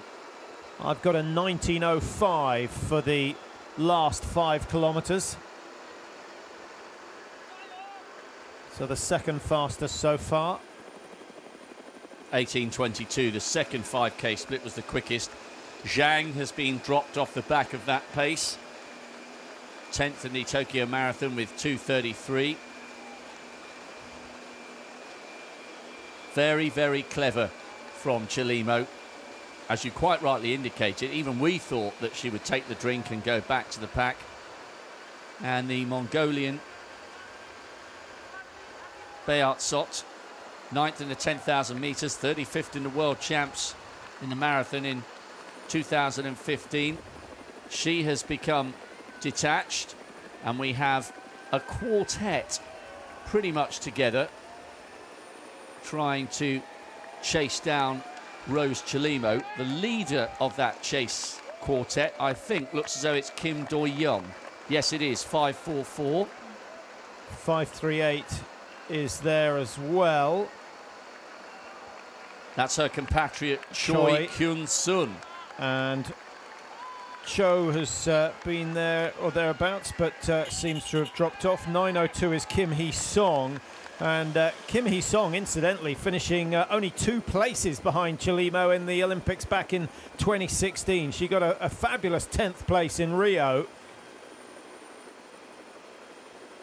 And was 9th in the Asian Games back in 2014. So she's come on leaps and bounds over the last 2.5, 3 years. And also, as I mentioned before, Kim Hee-song of the Democratic People's Republic of Korea very, very rarely races badly. She's a really consistent athlete. So 2 athletes from Korea Republic, one from the Democratic People's Republic of Korea, and it's the Japanese athlete Nagami who's the other one in that chase group. At the moment, those 4 women are racing for silver and bronze, but there's a long, long way to go. Yes, Chelimo is the favourite. Yes, she will be very comfortable at a pace around about 2:40, and she looks very composed. But she's gone pretty early. And if these 4 women can work together, maybe they've got a chance. Funny things happen in a marathon, and we still, as a result of the pace being this slow, we still have at least probably 55 minutes of racing to go. That's a long way out on your own. Well, it certainly is, but there's a decision to be made in that second group. Do they fight it out for silver and bronze and accept the fact that Chelimo is down the road? Or do they try and team up to close down on her and keep that dream of an Asian Games gold alive?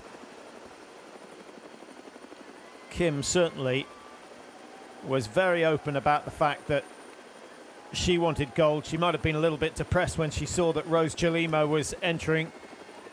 Chelimo, as Rob mentioned earlier on, of course, from Kenya formerly.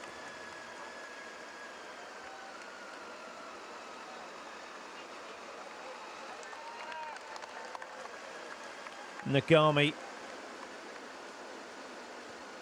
still leading the chase group, but some 50 metres up ahead, she can see Chelimo, who has settled down again, still looking very comfortable.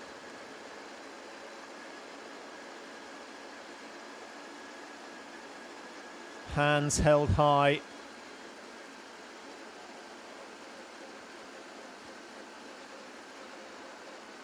She hasn't run many marathons, Patrick. Her slowest, which you'd expect for an Olympics because it's so tactical, the slowest race she's ever run up until today, 2:27 when she finished 8th in the Olympics. 2:24 her debut, winning Seoul. That's a superb debut marathon. 2:27 for 8th in the Olympics in Rio. 2:22 in Boston. 2:27 for the world title. 2:26 in London earlier this year. And of course, by winning in London, she became the first Bahraini to win gold at a World Championships, man or woman. That was a massive occasion. And also an excellent cross-country runner, 9th in the cross-country World Championships. So shove a few hills in this Jakarta course and it wouldn't faze Rose Chelimo. Those eyes, looking left, looking right. She is taking in absolutely everything. Fully alert. Bayat socked. Having to run her own race now. 9th in the 10,000 metres. She too is a pretty good cross-country runner. 35th in the World Champs in China, in Guiyang in 2015. Turned out to be a good edition of the World Cross, that one. Especially the men's race. Absolutely phenomenal. Beeden Kuroki and Jeffrey Kipsang Kam were all going toe-to-toe over the last 200 metres. One of the best cross-country races I've ever seen. It'll be interesting to see how much quicker 25k to 30k is, because this will be the first 5k that's been run Chelimo's way. And it's had an immediate and sizable impact on the rest of the field. Yeah, may well go through 30k in 1:54. Almost certainly going to be sub 19 minutes for the 25 through to the 30k mark.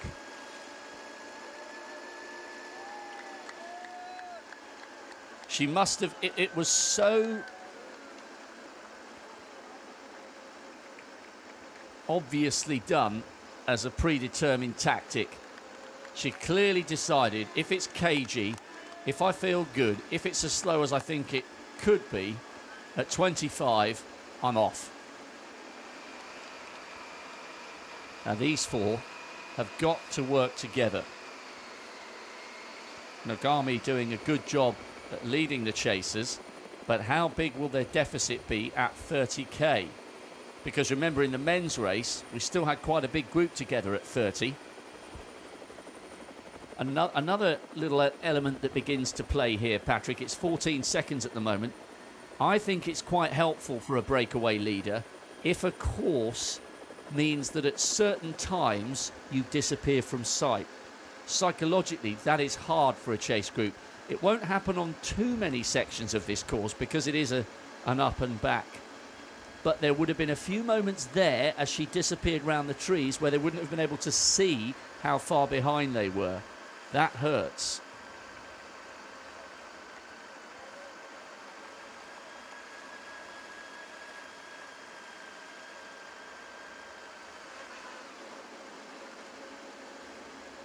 Metronomic. Looks so focused, Rose Chelimo.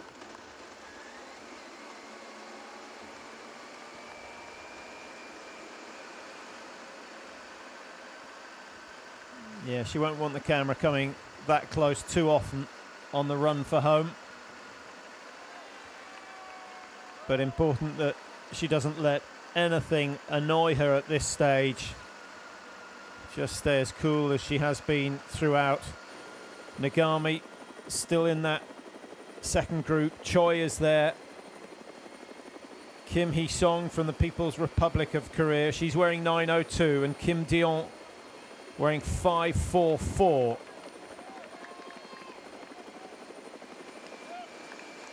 I thought Kim Deong looked really good, actually.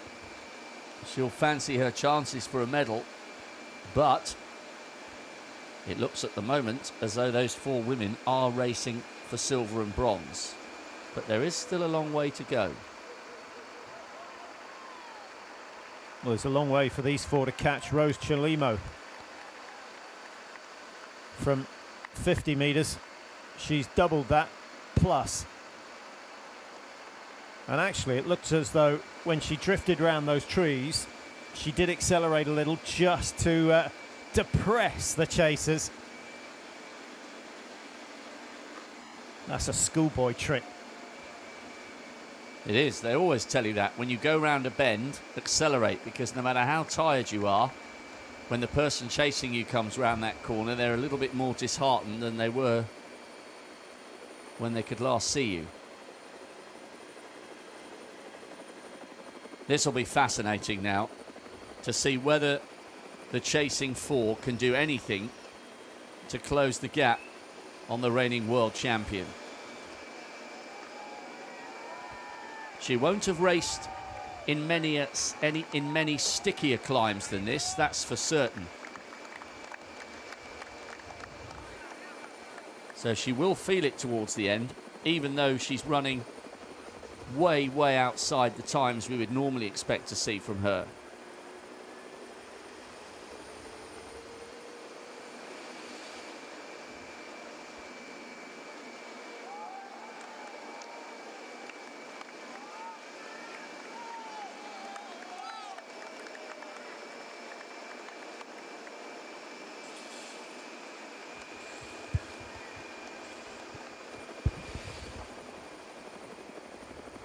Really looking forward to seeing this next 5k split, just to get some evidence of the damage that she's done from 25k.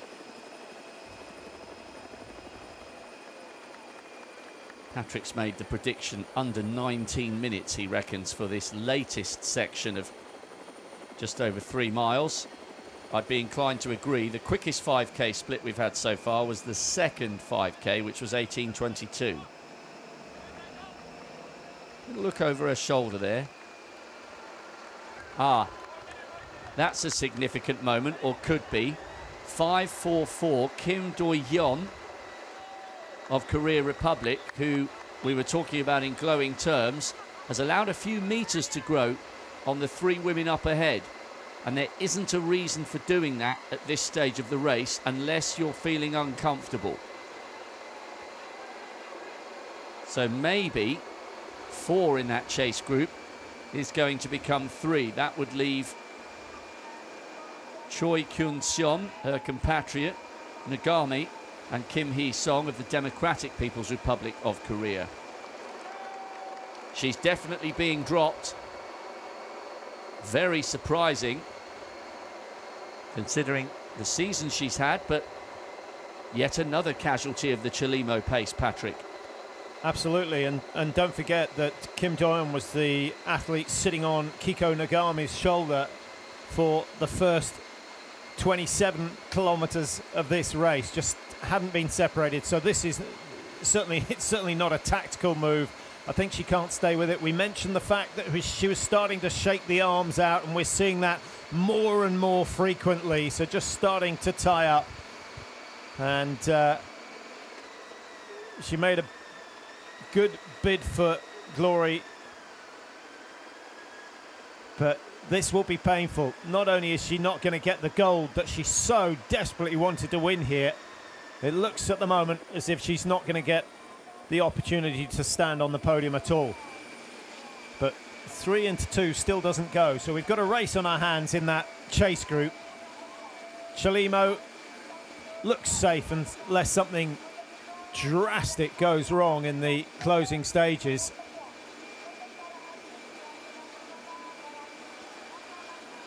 Not far until she goes round the 180-degree turn at the top of the road.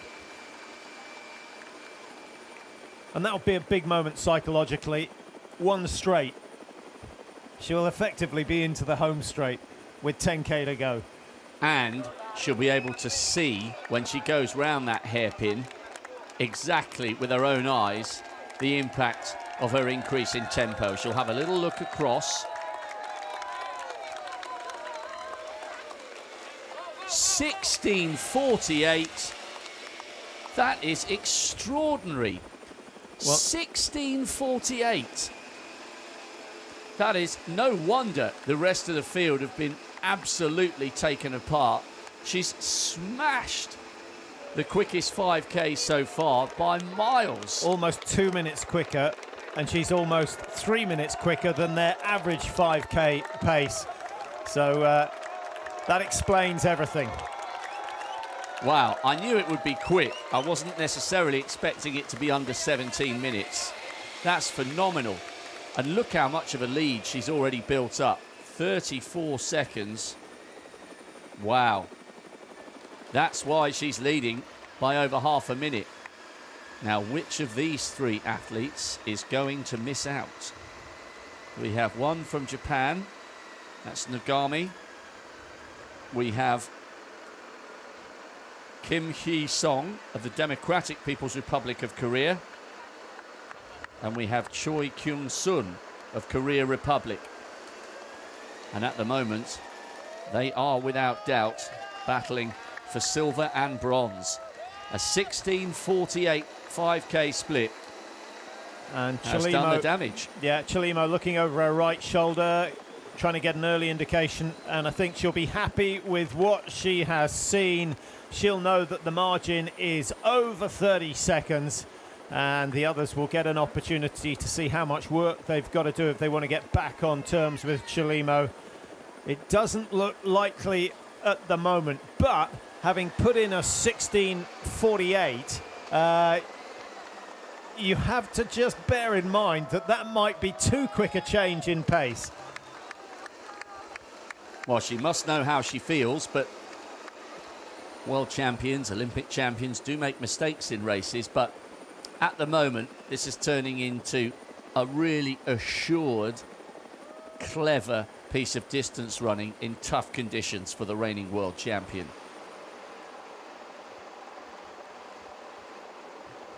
Well, this is a fascinating battle in itself.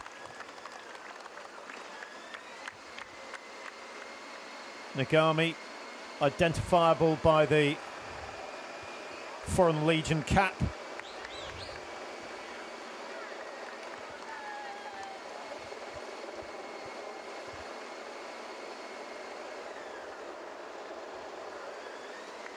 And it looks to me as if Kim Hee-sung from the Democratic People's Republic of Korea just starting to overstride a little, trying to stay with the other two. There's a metre and a half. I know it's not much, but it might be significant. Well, she's working, isn't she? They all are. They've been running for the best part of 2 hours. Few instructions there from Choi in the coach. middle. Yeah, Choi in the middle look the most comfortable to you out of these three? Yes, I'd say she does look quite composed, actually.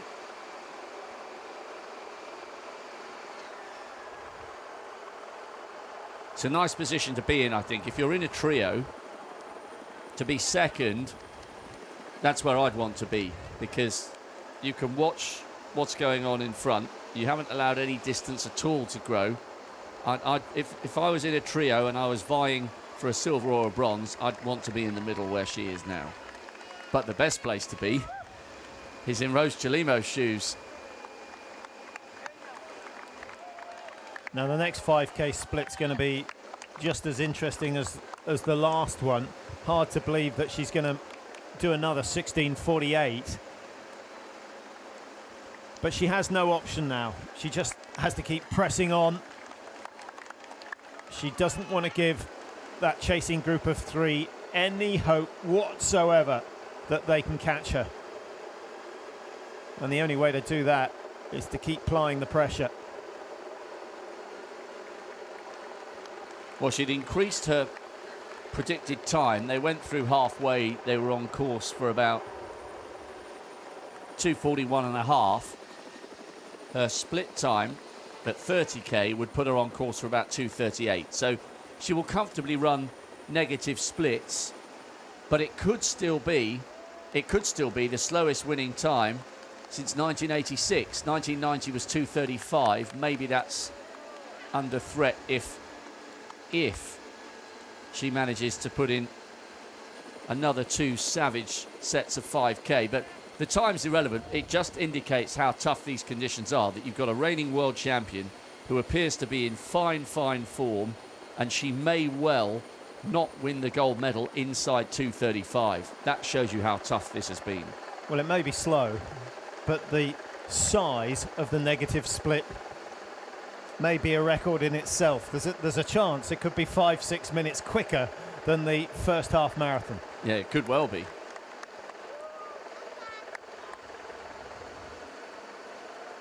Keiko Nagami, silver medalist at the Asian Championships. She's run 2:26 this year, the Japanese woman leading this trio of chasers. Happy to set the pace, happy to give Choi Kyung-seon of Korea Republic something to hang on to. But unless there is a dramatic problem with Chelimo or a sudden attack of cramp, they are racing for silver and bronze.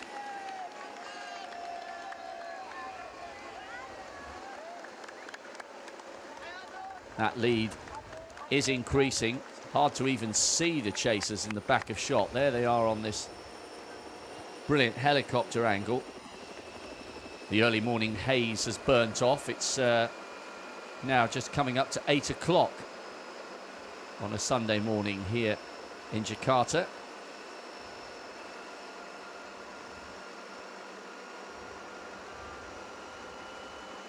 Little shake of the arms there for Choi Kyung-seon in second place. Has a look over her shoulder just to see where Kim Hee-song is.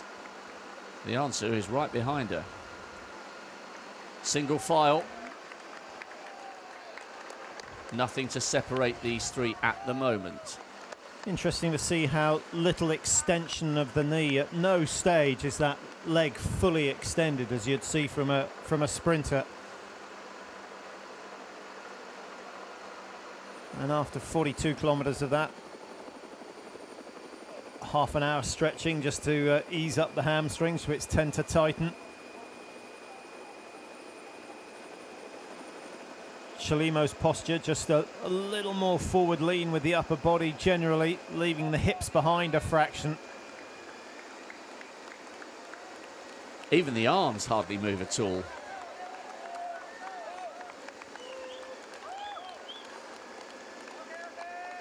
Two hours of running, something like 35 or 37 minutes of racing still to go. And at this rate, she will have that luxury that's only reserved for the winners of the marathon who go hard early. She'll have the stadium all to herself. But that's still a long way off at the moment.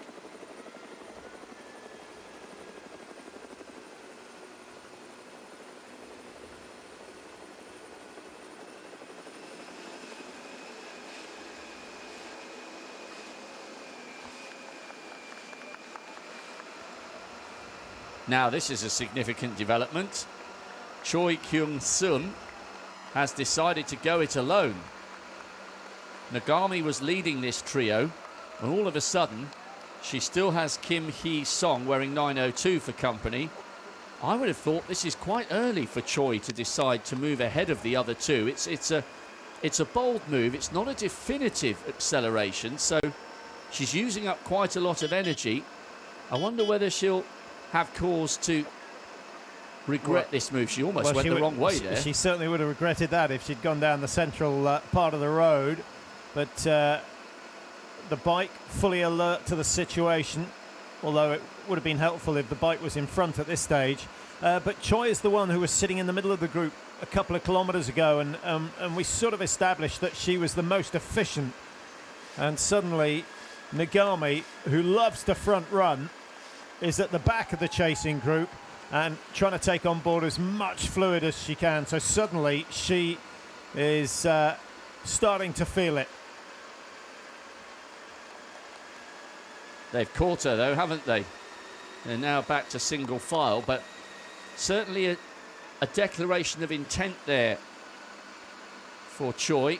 I hope she doesn't end up ruining that little burst of adrenaline. It was very early. You'd imagine if you're in this scenario where there are only 2 medals left, assuming Chelimo manages to keep going, that would have been early to go on your own. Kim Hee-sung now at the back. Now, she looked as though she was working 100% just to stay with this group.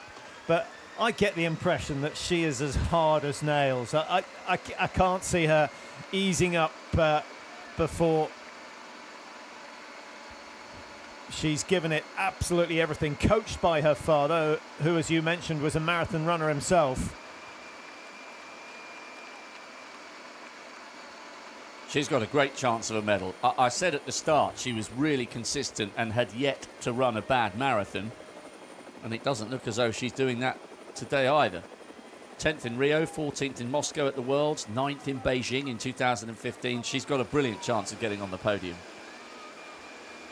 But which one of them is going to miss out?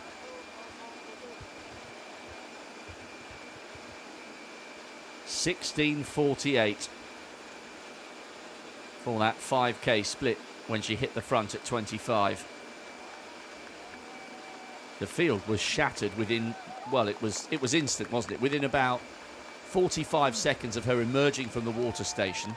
As soon as they realised it wasn't the usual tactic of going to the front, get her water and drift back to the group, the group had splintered probably within less than a minute. Yeah, very, very smart running.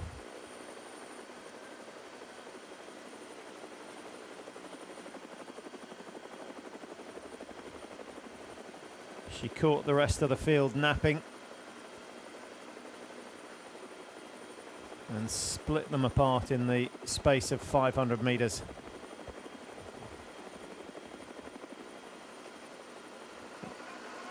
And although a number of those 10 other athletes who were running in the lead group at the time will have enjoyed the fact that they were in the lead group, this is the sort of running they're used to. Little groups of 2 or 3 or even on your own. That's what they do for the majority of the time. So they'll have gone back into familiar territory. And we're back to the order that they were in some 4 kilometres ago, with Nagami leading, Choi in second place in that group, and Kim sitting at the back. But out front, Chelimo may be looking a little more flushed than 5 minutes ago, but I don't think there's anything to be concerned about. Bahrain will be celebrating, and Kenya, no doubt, following her progress and taking some of the credit. Oh, she's working. There's no doubt she's working, Patrick. She wouldn't be human if she hadn't felt some kind of impact on her body after suddenly winding it up from outside 19 minutes for a 5k split to down sub 17. But it's been effective. She's hurting, but so too are all the women behind her on the course. As you quite rightly said, normal service is resumed amongst these chasers, with Nagami once again leading. The question, I think, in this group is, what message did that move send to Nagami and Kim Hee-sung when Choi had a go? Do they think, actually she's feeling fresh, or do they look at it a different way and think that was a break to get away that didn't work? She has expended vital energy that she didn't need to. And how will she be feeling, the woman in the middle? She obviously felt she could break the other two and hasn't been able to do so. Needs to have another go if she wants to absolutely ensure she gets a medal without an eyeballs out sprint in the stadium, which is what we saw for gold yesterday between Inucci and El Abassi, the Japanese athlete and the Bahrainian. And do you think that any one of these three has been thinking, well, Chelimo is really from Kenya? Well, it's a very fair question, but they would have accepted it a long time ago, because it's not as if she transferred 2 weeks ago and has suddenly come out of nowhere. She's been flying the flag for Bahrain since 2015. I think those might be the thoughts for the silver medalist further down the line. The person who finishes second might, in the fullness of time, think, well, hang on a minute, I lost to a Kenyan and these are the Asian Championships. But such is the world these days. There's fluidity of movement. I touched on this with in commentary with Martin yesterday in the stadium when you'd finished your shift. The IAAF are taking a closer look at the transfer of allegiance, and they're trying to judge it on a case-by-case basis. It's really hard to sit in judgment, isn't it? Because there are so many different reasons. In some cases, Salpeter, the Kenyan who had a fantastic victory in the 10,000 metres to produce Israel's first European title from a woman, I think either in the 10,000 or in all of the track events, she fell in love with a man from Israel and ended up moving there and becoming his wife. So that her life just happened to take that direction. I think where people have a question mark is if they feel that there are only cynical reasons for a transfer of allegiance, i.e. money. But if we're temporarily discussing it, it's a really difficult one, isn't it? Because if you come from a very humble background and another country comes along and says, we will guarantee you a salary every month for life for you and your family, irrespective of whether you get injured next week, next month, that would have an impact for some athletes, because they would be thinking, well, if I'm running for Kenya, that's great, and I'm really proud of this rich distance running legacy, I might only get selected for one team and might never get the chance to race again. So it's really, really hard to sit in judgment, but you can understand why people in regional championships struggle if they get a silver or a bronze and they're beaten by somebody who was born on a different continent. Absolutely, and it happens at all levels.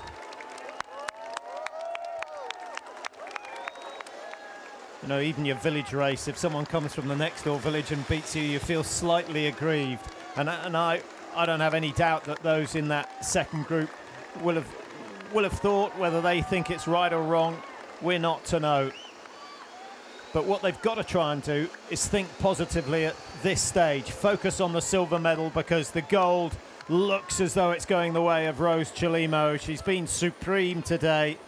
Very, very well controlled race in the early stages. A brilliant breakaway. Totally deceived all the other runners. 17:03 that split, Patrick, so it was only 15 seconds slower than the preceding 5k, and she's on course now. 2:09 at 35.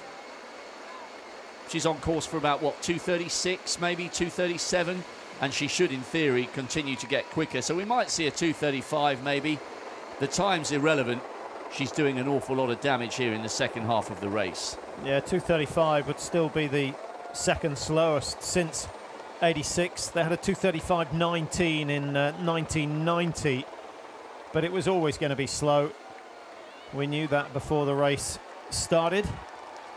And also, as we watch the trio who are almost certainly now, you would think, racing for silver and bronze, the deficit at the preceding 5k was 34 seconds. It's now almost a minute and a half. She is streaking away from those three chasers.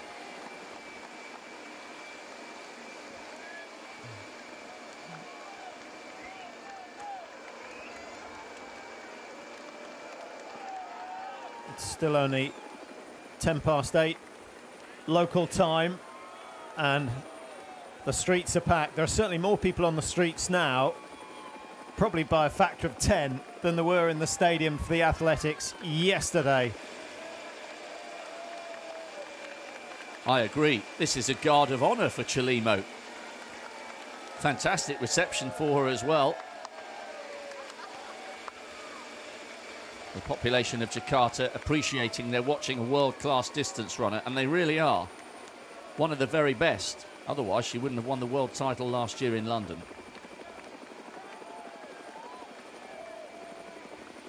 She's delivering an outstanding performance, one of real tactical maturity. She's raced very, very cleverly here. Very cleverly.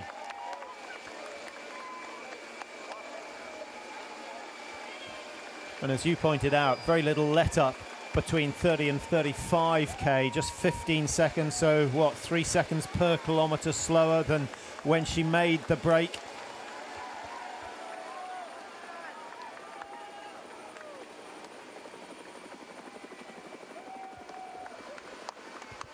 This is fascinating, Patrick. You can't pick the silver and bronze medalists from these three. And you just can't put yourself, you can't bring yourself to put yourself in the position of the person who finishes fourth, especially in a marathon. You work so hard, and to come away feeling as though you let an opportunity slip. I'll never forget Great Britain's John Brown finishing fourth in Athens, having finished fourth in Sydney, 2 marathons in a row, 2 Olympic marathons in a row, and he just came up short. He couldn't bring himself to do any interviews after the race. I was there in the old Olympic Stadium watching him, and he crossed the line, snatched a bottle of water out of someone's hand and just disappeared. You felt so sorry for him. For that to happen twice in a row in the Olympic Games is heartbreaking. Happened to Great Britain's Dean Macy as well, the decathlete, in the same 2 games, 4th in Sydney and 4th in Athens. The worst position of all. I'd rather be fourth than last. Yeah, okay, it's not the worst. You know the point I'm making. I know what you're saying. I know what you're saying, but down the line, you look at it and you think what a remarkable achievement it was. And in many ways, it's a shame that the medals don't go down for the top 10, you know.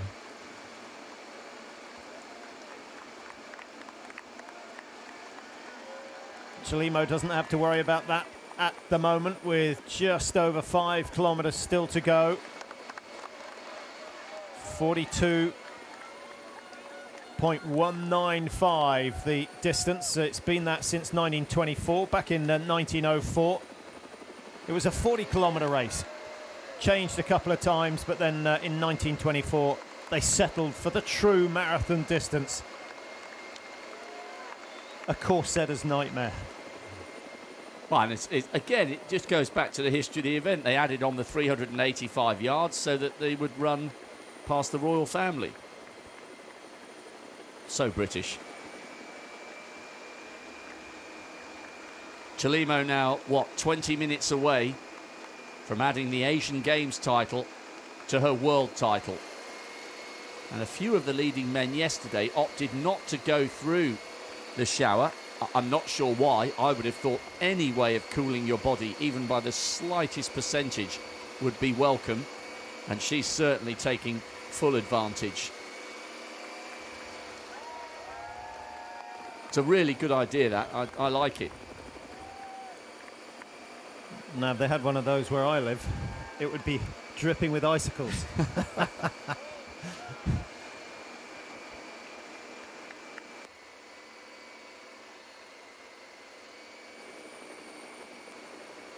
Well, how late do you leave it if you're in this trio? Well, it may not be a sprint for the gold, but we could well see a sprint finish for the silver.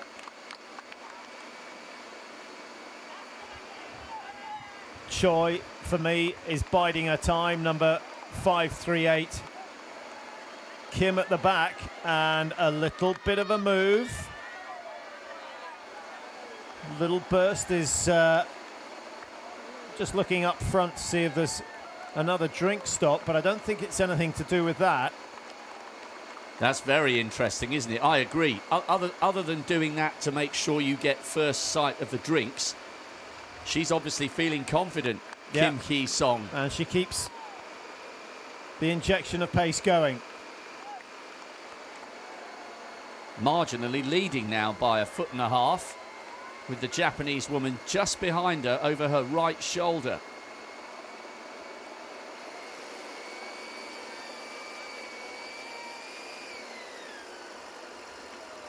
All of them also taking full advantage, and the shades coming off there for Nagami.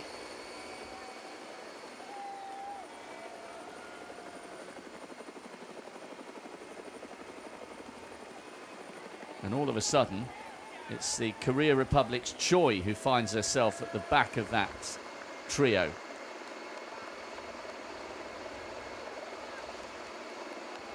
And by the way, this is how split the field is. The last split we had, these three are about 1.5 minutes, or they were, it's probably more now, 1.5 minutes-ish behind Rose Chalimo, second, third and fourth. The gap back to Kim Do-hyen is over 1 minute. So second, third and fourth are over 1 minute ahead of fifth, but 1.5 minutes plus change behind Rose Chalimo. The field has been decimated by those two brutal 5k splits from Rose Chalimo. Brilliant support here, it really is. Little dart across there from Chalimo. That was the tiniest sip of water. Well, she's got less than 5 kilometres to go now. Chalimo should go through the 40-kilometre mark in around 2:26:30, something like that, if she keeps the current pace going.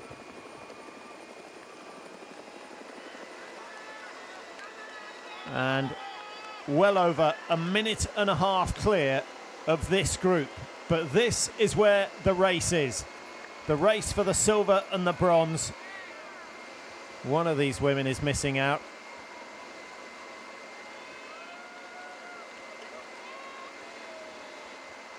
The only change to these three was when Choi had a little go off the front and moved around 10 or 15 metres ahead. Other than that, they've never been separated by more than 1.5 meters. And the only difference again now is that Kim Hee-song, the smallest of the three in the bright blue with 9:02, has moved from the back of the group to be at the very least alongside the taller figure of Choi to her right-hand side. Hard to tell at this stage which one's not going to be on the podium. Surely they can't leave it to the stadium, can they? Well, I should think the viewing figures in Japan certainly, and in the Democratic People's Republic of Korea and the Korean Republic, are absolutely massive at the moment. They won't be too concerned about Rose Chalimo. They'll appreciate what she's done today, her style of running, her ability. But this is what they'll be interested in. The battle for second, third and fourth. Choi just drops back 5 or 6 metres. Needs to close that gap, doesn't she, psychologically, if nothing else. Well, I must say I'm impressed with Kim. 9:02. What a tenacious performance from her. And Kiko Nagami, 32 years old. Choi, yeah, that gap, well, that was very sudden, wasn't it, Rob? She tried to close it, but she gave away 2 at the drink station. And that little bit of extra effort, and suddenly she couldn't live with the pace. Nagami could sense the fact that she was struggling, I think. You noticed a speed up, an increase in tempo in her leg turnover from the Japanese athlete, and only Kim Hee-song of the Democratic People's Republic of Korea was able to go with her. So maybe Korea Republic's bid to get on the podium is over. She's shaking out her arms as her compatriot Kim Jo-yen was. She, at the last checkpoint, was the athlete in 5th. She's got to close this gap very, very quickly, or her aspirations for an Asian Games medal are over. Yeah, around 5 kilometres ago, she put in a little burst, went to the front of the group, was obviously feeling good, and she looked fantastic at that stage. And I'm just wondering whether she's paying the price for that little injection of speed. But it's easy to speculate from this seat here. And what you have to do is remember, firstly, the distance, and secondly, and probably more importantly, the conditions that they're running in out there.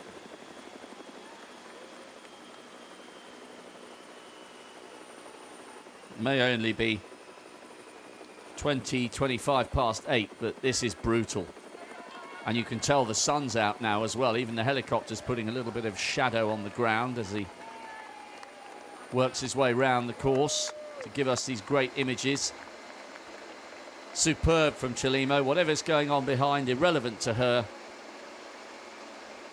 A masterful display.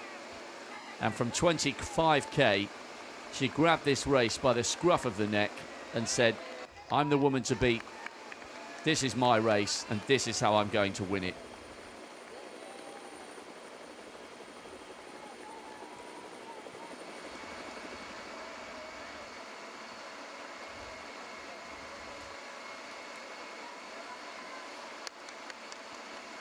I wonder whether Kim Hee-song fancies taking on the Japanese athlete here. 9th 4 years ago in the corresponding race. She has never run a bad marathon. But every time Kim moves up onto the shoulder of Nagami, Nagami puts in just that fraction of extra effort to control that leading spot in the chase group. Might be something she pays for later on. It does look as though Kim has a good turn of speed. But if she lengthens her stride length any more, I'm not sure that's possible. What a battle. No smiles yet from Chelimo, but she's in the sort of position where she can just start to enjoy this occasion. Another title to her name.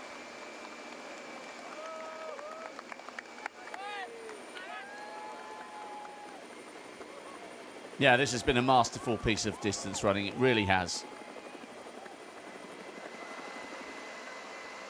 This will be interesting. Japan and the Democratic People's Republic of Korea toe-to-toe for the silver. Disappointment for Choi Kyung-sun, who we can't see in shot, but we certainly think that she has been dropped. The only thing keeping Rose Chelimo company, the television camera on the back of the motorbike. Well, I can tell you that Kim Jo-yen, who looked very good early on, is now over 3 minutes behind. Jo Eun-ok from the Democratic People's Republic of Korea, who we thought might be a contender for the medals here today. She's over 3 minutes behind as well. And just looking back to Polyadina, who comes from Kyrgyzstan, stayed with the group for 30 kilometres and is now 11 minutes adrift of the race leader. That is the injection of speed that Rose Chelimo put into this race with 15 kilometres still to run. Superb shot this. Just gives us an indication as to just how many people are out on the streets of Jakarta cheering home the women's winner. She's got the plaudits and the course all to herself. Right, let's take a guess. We've gone 16:48, 17:03. I think this one might be a fraction slower. What do you reckon, 17:15-ish? Well, I think we're looking at, yes, I think 17:10. 17:10 will bring her in at 29. So I'm wrong. You're wrong. Little bit slower. Well, let's see.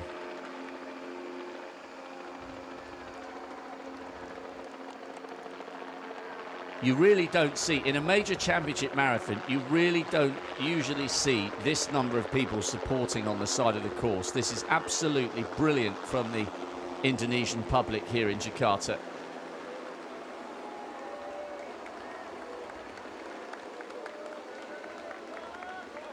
The way of the modern world, almost every single person, 17:48, she's feeling it. Almost every single person is taking a picture as well as cheering. So 2:27.07, that equates to 2:27.07. It's around 2:35, 2:36 pace. So it will be a significant negative split when you consider they went through halfway in 80 minutes 46. Yeah, it could be as much as 5 minutes quicker for the second half of the run. That's extraordinary. Negative splits in the men's marathon yesterday throughout.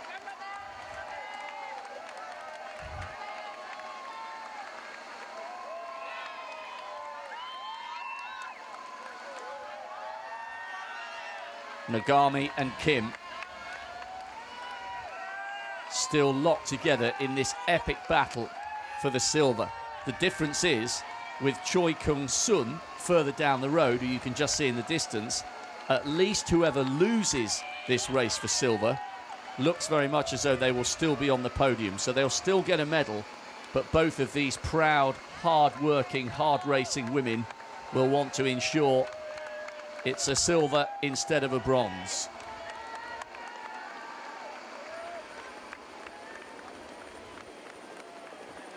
Tell you what, Patrick, she is noticeably slowing down. Look at her leg turnover. Still got around about 7 or 8 minutes of running to go. But the chasing group, Rob, have yet to go through the 40-kilometre mark.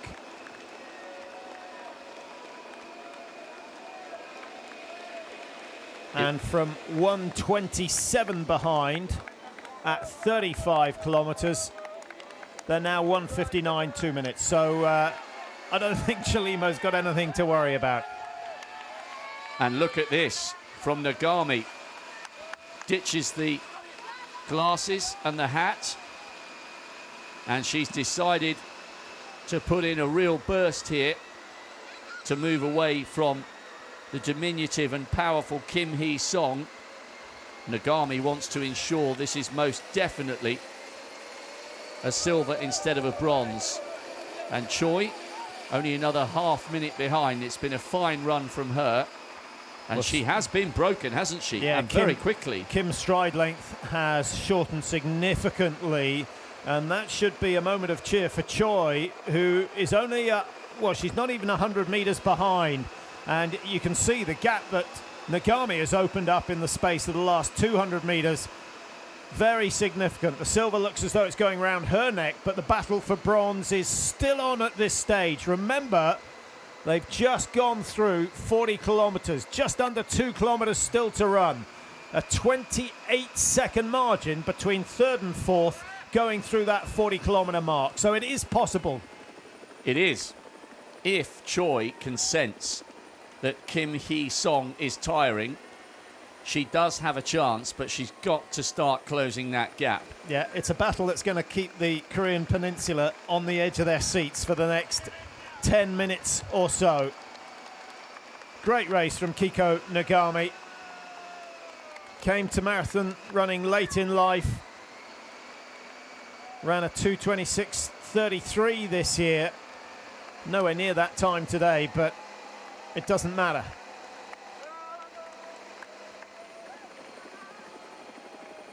Chalimo out front on her own on a different level here today.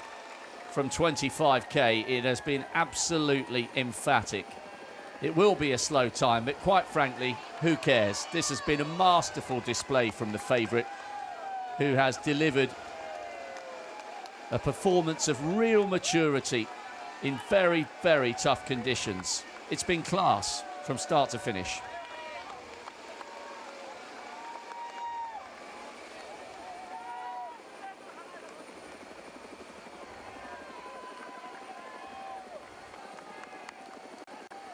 And I wonder at what stage we'll start to see a little smile. I know marathon runners don't like to be presumptuous. This is fantastic. People lining the streets left and right at 8:30 on a Sunday morning. Thousands waiting to get a glimpse of the 2018 Women's Asian Games Marathon champion.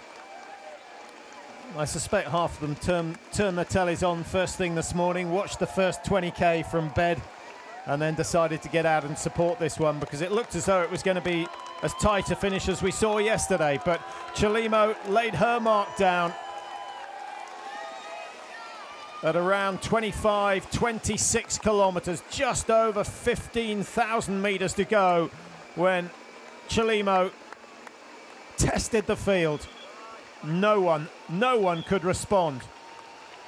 Now, Choi is certainly closing on third place, but is still some 15, 20 seconds behind. Nagami there in the silver medal position. Looks comfortable in silver. She does. We'll have to keep a close eye to see whether Kim Do-yen can close in on Kim Hee-song, but that's the battle for silver. What a privilege for there she is in third. There's the woman in fourth. I think perhaps it might just be a little bit too late. She's clearly tired, Kim Hee-song, but she is in third. And what a luxury. Rose Chelimo, the world champion, will have this magnificent stadium all to herself. What a run. 2 minutes clear of Nagami at 40k. She won't have extended that too much. Chelimo paying the price for a brutally hard second half to the race. There you see the world record standing at 2:15.25. That belongs to Paula Radcliffe, and it's been hers since 2003. It's in no danger today. It's been a slow race. It's been a war of attrition out there on the roads, and Chelimo has come out on top. So impressed by the tactics, by her control, by her discipline, by her desire to stay out of trouble. I think she realised more than anyone else the hazards involved with running in a large group at slow pace. She wanted nothing to do with it. A look over her left shoulder, and still she can't see the opposition. 2:34.30 on the clock. At one stage, the predicted finish time was 2:41. That shows you how quick the second half has been. And Rose Chelimo, racing for Bahrain, picks up the pace for the last few metres. The world champion becomes the Asian champion. A time of 2:34.50. Stunning performance. But my goodness, did she have to work for that? There's no energy for a smile, despite the fact that the gold medal is hers. A great win for Chelimo, and this will be a wonderful silver medal for Keiko Nagami, silver medalist in the Asian Championships, but this is the Asian Games, and it only rolls around once every 4 years. She decided to make a brave bid to trace Rose Chelimo round the course. That was never going to happen after Chelimo's injections of 16:48 and 17:03. But when the pressure came from Kim Hee-song of the Democratic People's Republic of Korea, she hit that last drink station, accelerated, and that made the difference between silver and potentially a big battle for bronze. This is a great run from the Japanese athlete, and she adds her name to a rich list of men and women who've been on the Asian Games podium in recent years, and Kim Hee-song has now come into the stadium and looks clear in third. Nagami, who was second in the Gold Coast 3 years ago, is second here in Jakarta. She takes the Asian Games silver, and look what this means to her. The time's irrelevant. She's run much quicker than this, 10 minutes quicker, in fact, but that doesn't matter. Same too for Kim Hee-song. She has never raced a bad marathon. Just outside the medals in Rio, just outside the medals in Beijing at the World Championships in 2015.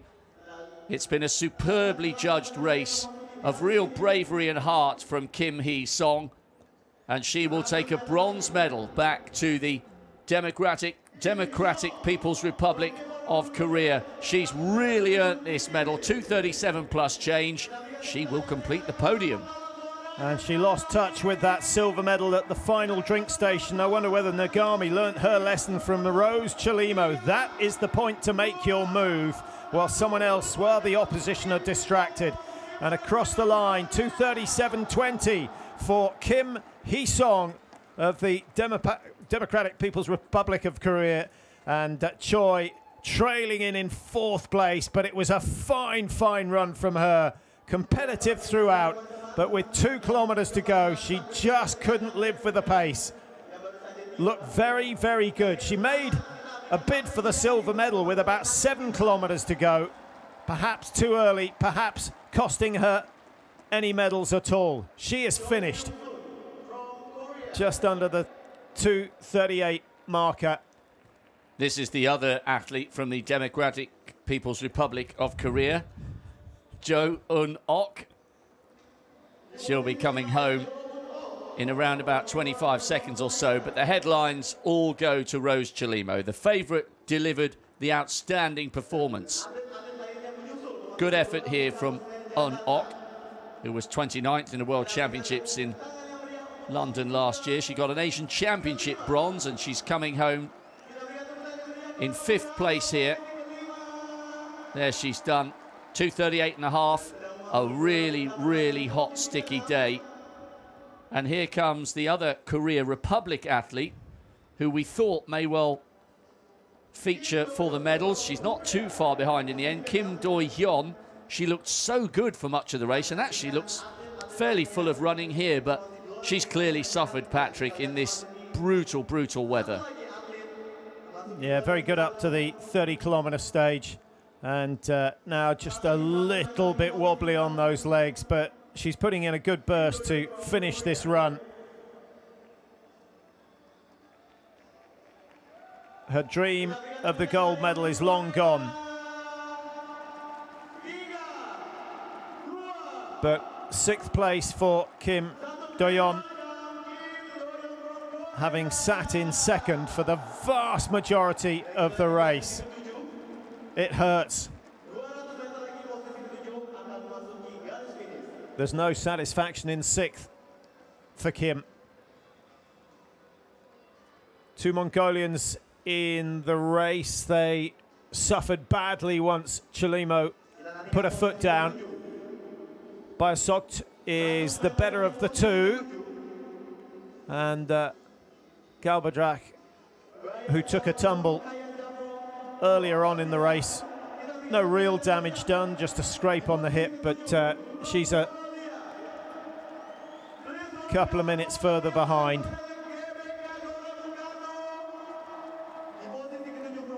Comfortably inside the top 10, the Mongolian. These women are very hot and very tired. That was brutal.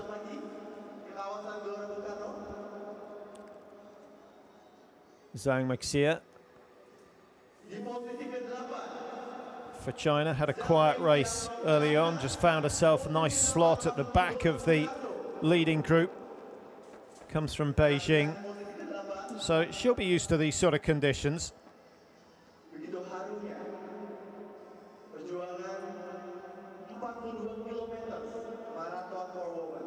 Kim Do-hyun's tears still flowing, clearly felt she arrived here in tip-top shape.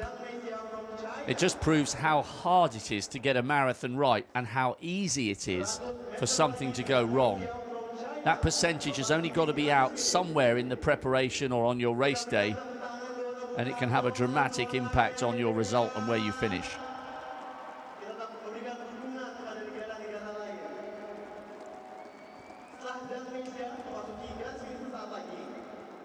Zhang across the line, capable of low 230s, but it's low 240s today, 241.30 for Zhang. And coming in just ahead of Japan's second athlete, this is Hanai Tanaka.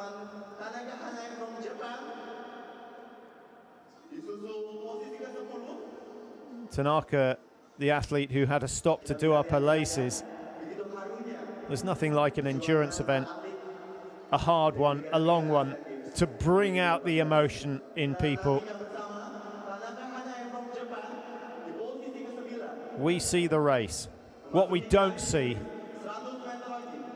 are the hundreds and hundreds of hours of training that go into preparing your body for this sort of punishment.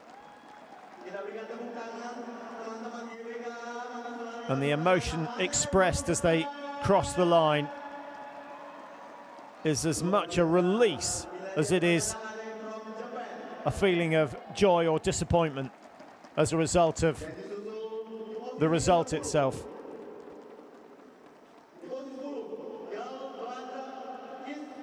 (627) Galbadrach with the graze on the hip from the tumble she took just past the halfway stage when she dove into the drink station to make sure that she got a bottle.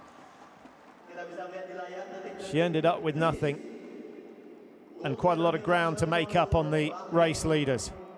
Even Rose Chalimo was hurting today. But bear in mind that having gone through the halfway stage in 1:20.46, she's finished in 2:34.51. It would have been closer to 1:42 had she kept the same pace. So an astonishing negative split from Rose Chalimo today. She was certainly playing with the field early on, but to keep punishing herself, just to give you some idea, 1909, 1822, 1917, 1935, the 5 kilometre splits in the first half. On the way home, well, we had a 16:48, a 17:03, a 17:48. And she ran the last 2.195 in 7:44. She was not looking comfortable at that stage. Quick phone call to the family just to confirm her success. I should think the news has gone global already.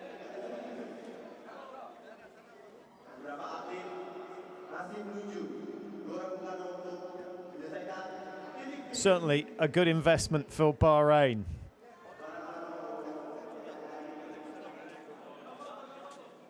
A world champion, they've got an Asian Games champion in Rose Chalimo.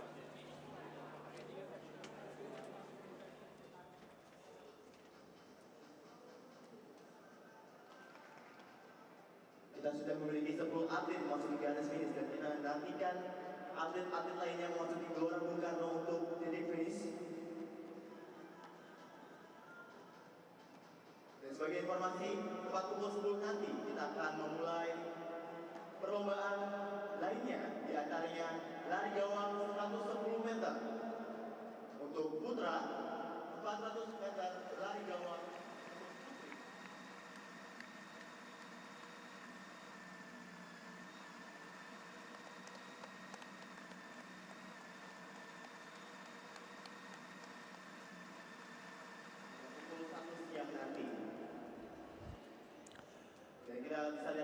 Here's your bronze medalist for the day, Kim Hee-song.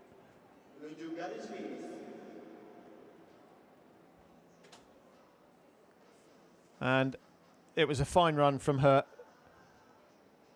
from the Democratic People's Republic of Korea. She produced a very gutsy run indeed. Just couldn't live with the change of pace from Nagami that came with just under 2.5 kilometers to run. Tabal Mary Joy 271, which is Nicole Tree from Hong Kong. Poliadina, we saw her fighting for survival earlier on, but all that fight has now been taken out of her.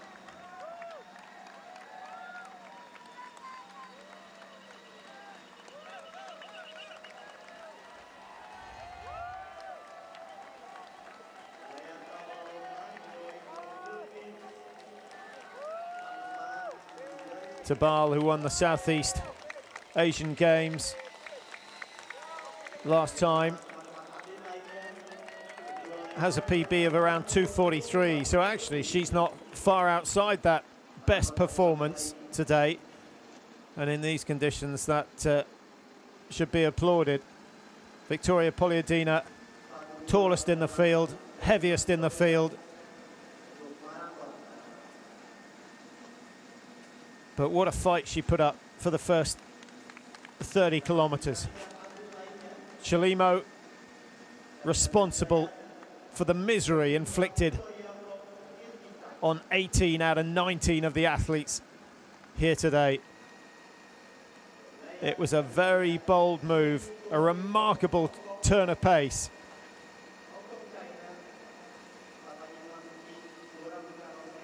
Nicole Chui, still some way to go. Just looking at the last split, we've still got a few athletes that have yet to go through the 40-kilometer stage. Shui, last time we saw her was over 15 minutes adrift of the race leaders. 16 and a half when she went through the 40-kilometer mark. Winning time here today, 2:34.51 from Rose Chelimo of Bahrain. Turns right and then 150 meters straight before they enter the stadium complex, and the ice bath laid on. Chelimo, the first to finish and the first in.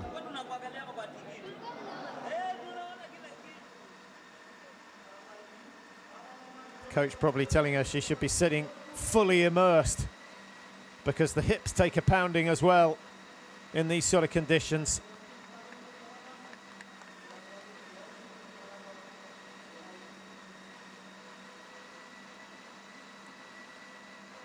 This is Tabal, and Tabal dropped off the pace of the leaders fairly early on, but has kept a steady pace. Her splits all around 20 minutes on the way out and all around 20:30 on the way back in. The last 5 kilometers just a little bit slower, 21:28, so she's suffering like everyone else, but she pretty much ran her own race and has done well. At 4'10", she's 10 inches smaller than the tallest athlete in the field and about 20 kilograms lighter.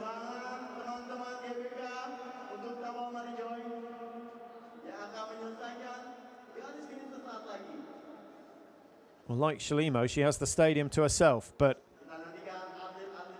she's not getting the reception that she deserves,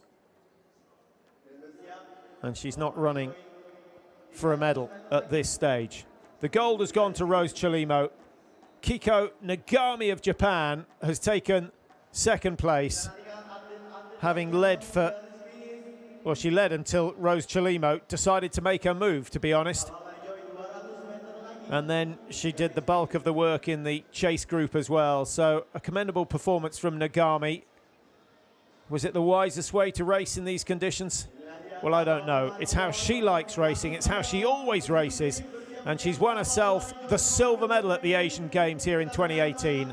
And Kim Hee-sung of the Democratic People's Republic of Korea in the bronze medal position,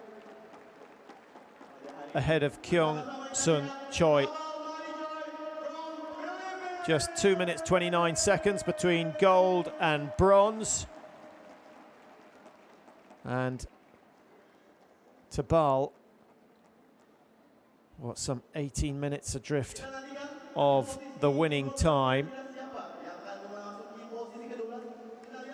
Have a feeling we might have had a couple of withdrawals. We've not heard anything at this stage, but Gorobetskaya yet to go through 35 kilometers.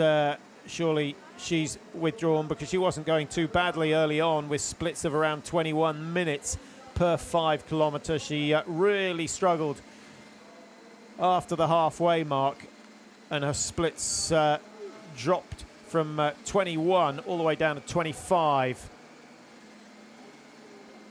Survival mode for Victoria Polyadina from Kyrgyzstan. Strong looking athlete. Wouldn't look out of place in an 800-meter field. And she gets her chance to enter the GBK Stadium.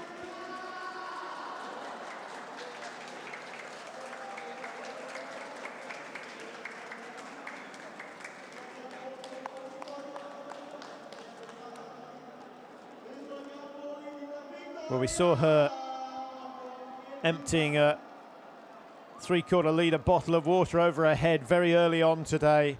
That was the first sign that she was uncomfortable in the conditions.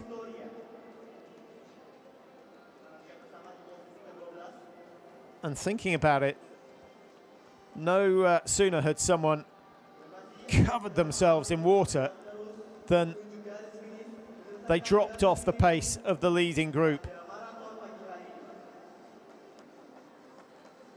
We saw that with Polyadina, we saw it with Choi, and we saw it with one or two of the other athletes today. Nagami, the silver medalist, was ice cool throughout, and then just smoothly removing the cap and the glasses for the last 2 kilometers, just in case she was tied up in a battle for that silver medal. But Kim Hee-sung dropped some 15-20 meters back at the final drink station, and that was the end of the battle for the silver medal. So in comes Polyadina.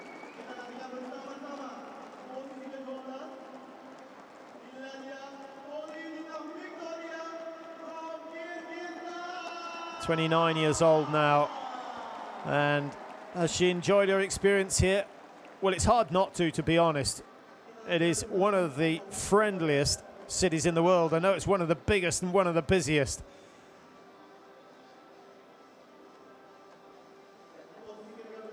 But you don't have to try too hard to get a smile out of the locals in this part of the world.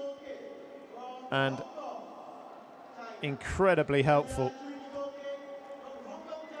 And what a difference that makes at a major championships. Polyadina some 19 minutes 46 seconds off the leader. Here comes Shui from Hong Kong, China.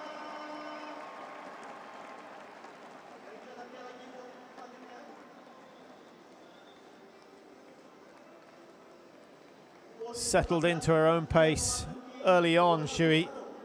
Never really got sucked along with the group once the pace picked up, and pretty steady splits throughout, and just fading a little, but far less than many of the other athletes in the closing stages. Zanat Bek of Kazakhstan,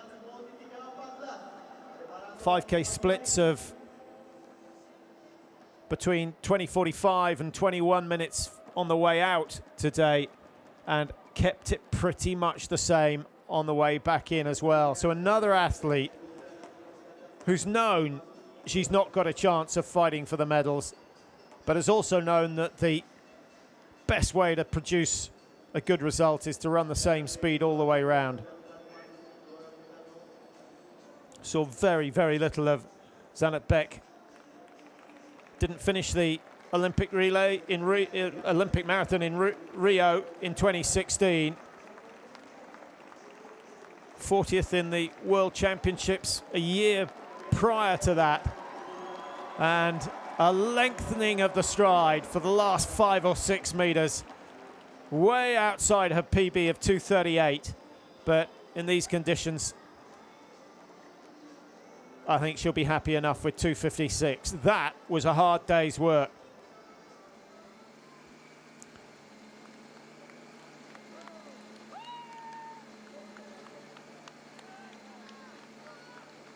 Thailand's Vong Vorashoti should be the next across the line. She, at the last time we picked up on her, was some 5 minutes off 14th place. She's lying in 15th at the moment. We've got Vut of Hong Kong still to come in. Korobitskaya of Kazakhstan, who we saw earlier on.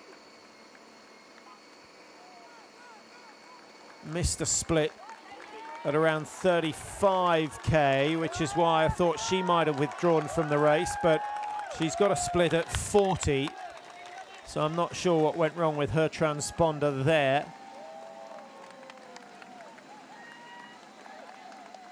Vong Vorashoti, another of these athletes who was present at the last Olympic Games and may well be aiming for Tokyo in 2020.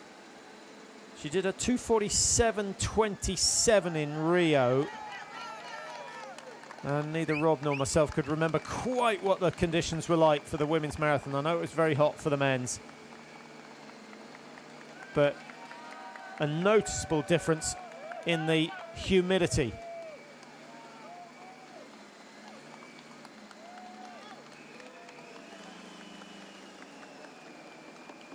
And with such humid conditions, there's a hugely increased risk of overheating and dehydrating.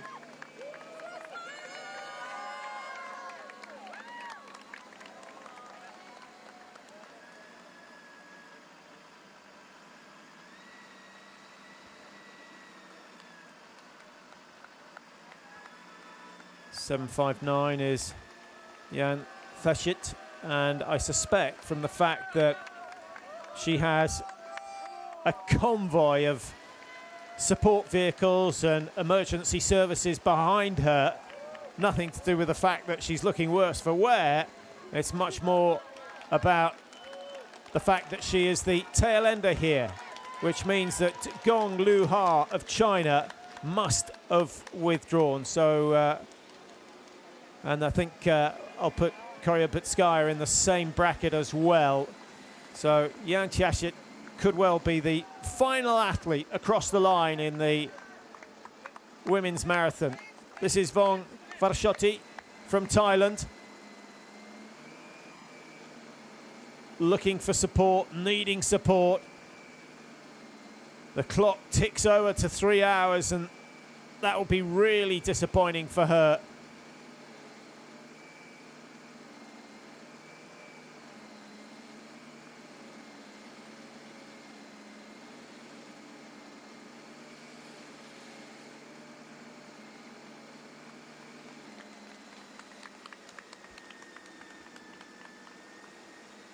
She ran the marathon and the 10,000 metres at the Southeast Asian Games.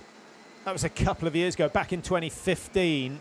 Didn't finish the marathon on that occasion, but got herself a bronze medal in the 10,000.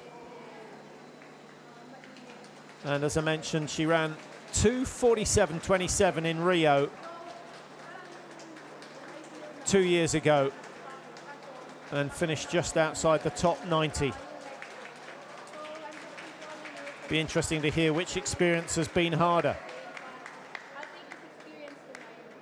I think the fact that she's going to be over 15 minutes slower today, an indication that the conditions here in Jakarta that much harder at these, the 18th Asian Games 42 nations in all involved in the athletics program, and all of them will be in action a little later on. Won't be so long before the morning session gets underway in the GBK Stadium. Rob Walker, Martin Gillingham will be your hosts for the first session. And we saw some cracking racing yesterday. The men's decathlon resumes, and that looks as though it's going to be a fantastic battle. Ashiro, the defending champion, looked very sluggish in the first two events, but he's a big, powerful athlete, and he's enjoyed gaining ground on the youngsters in the field events. He may well be in the mix when it comes to the 1,500 metres later on today. Other events that looked exciting, the men's 400 certainly. A number of athletes showing that they're capable of going in the low 45s, if not lower.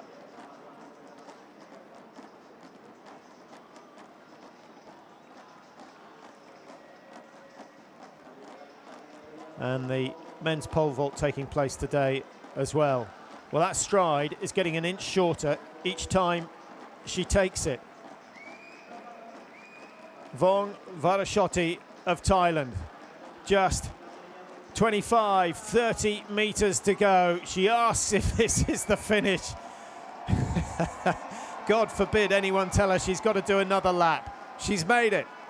That was not a nice experience. 3:03.15, and now the emotion pours out of her.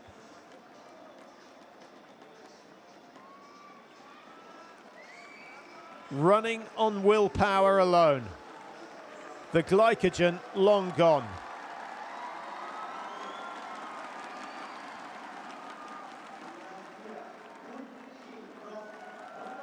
Vut Suying of Hong Kong, China,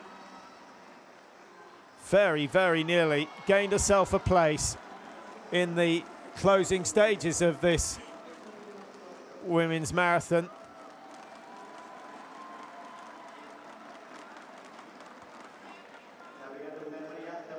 You can see the winner's time on the bottom right-hand corner of your screen. 2:34.51 from Rose Chalimo.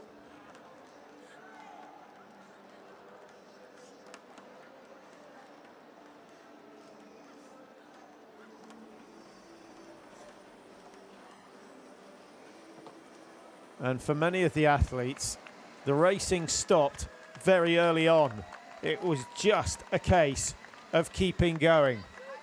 7:59, Linda Yanshashit from Thailand. Now she went through 40k in 2:57.24. Exactly half an hour slower. So what are we expecting? A finishing time of around 3:06, 3:07. She will have lost another couple of minutes to Chalimo in the last couple of kilometres. And she will be the last finisher here today.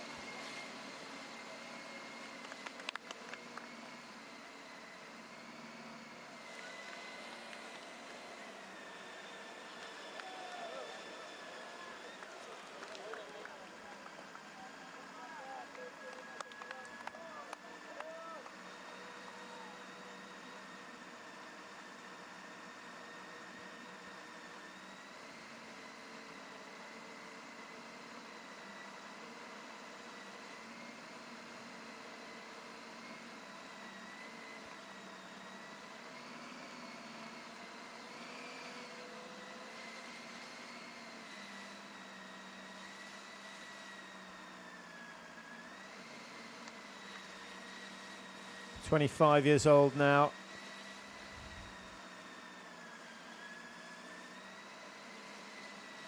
And it's been a lonely, lonely day for Jan Chachit. Never got involved with that leading group of 12 who stuck together pretty much for 27 kilometres. That's where Chalimo made her move and split them apart.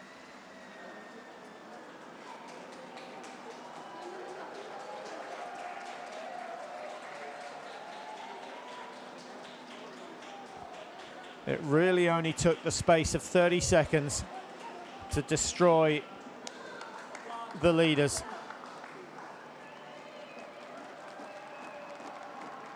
Chelimo with a textbook break. Jan Chachet played no part in it, saw no part of it. Just focusing today on her own performance. Her splits throughout. For those that are interested in such things, well, she only had one split under the 20-minute mark. That was at 1950. The second 5K was actually run very hard indeed. That was the first injection, but they soon realized that there was absolutely no way they were going to keep that sort of pace going.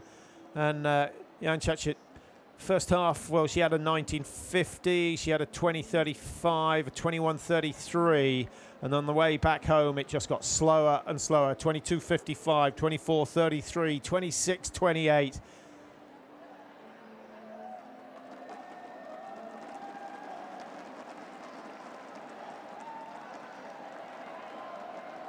But a good reception from the fans that have made their way into the stadium for the start of the athletics programme, which will be in the next hour or so.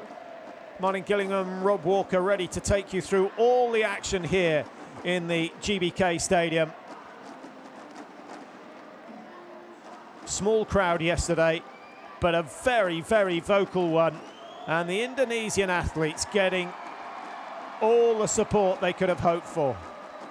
Well done to Jan Chachet, the last athlete to cross the line. 19 starters, 17 finishes today.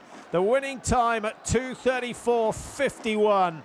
Slow, sluggish by international standards. But on your screen, you can't feel the heat, and you certainly can't feel the humidity. It's brutal here in Jakarta. Just to finish is an achievement. Well, let's have a look at Rose Chelimo. Made a break with 15,000 metres remaining. On the spot, a crafty break at a drink stop. And Chelimo accelerated from 5-kilometre splits of around 1935, 1936. She dropped it to 16:48 between 25k and 30k, and then she kept the screw on. 17:03 for the next 5, 17:48, showing that even she was starting to suffer. But Rose Chelimo is the new Asian Games champion, an event that over time has been dominated by the Chinese, who've won 4 titles. It's Bahrain who get their chance. It's their second gold, actually. Unis Kerwa taking gold in 2014, so the second successive title for Bahrain. Japan must have thought they had a chance. AIS Play รวมความบันเทิงคุณภาพ เปิดความสนุกทุกที่ทุกเวลา ส่งต่อความมั่นใจ สู้ไปด้วยกันนะครับ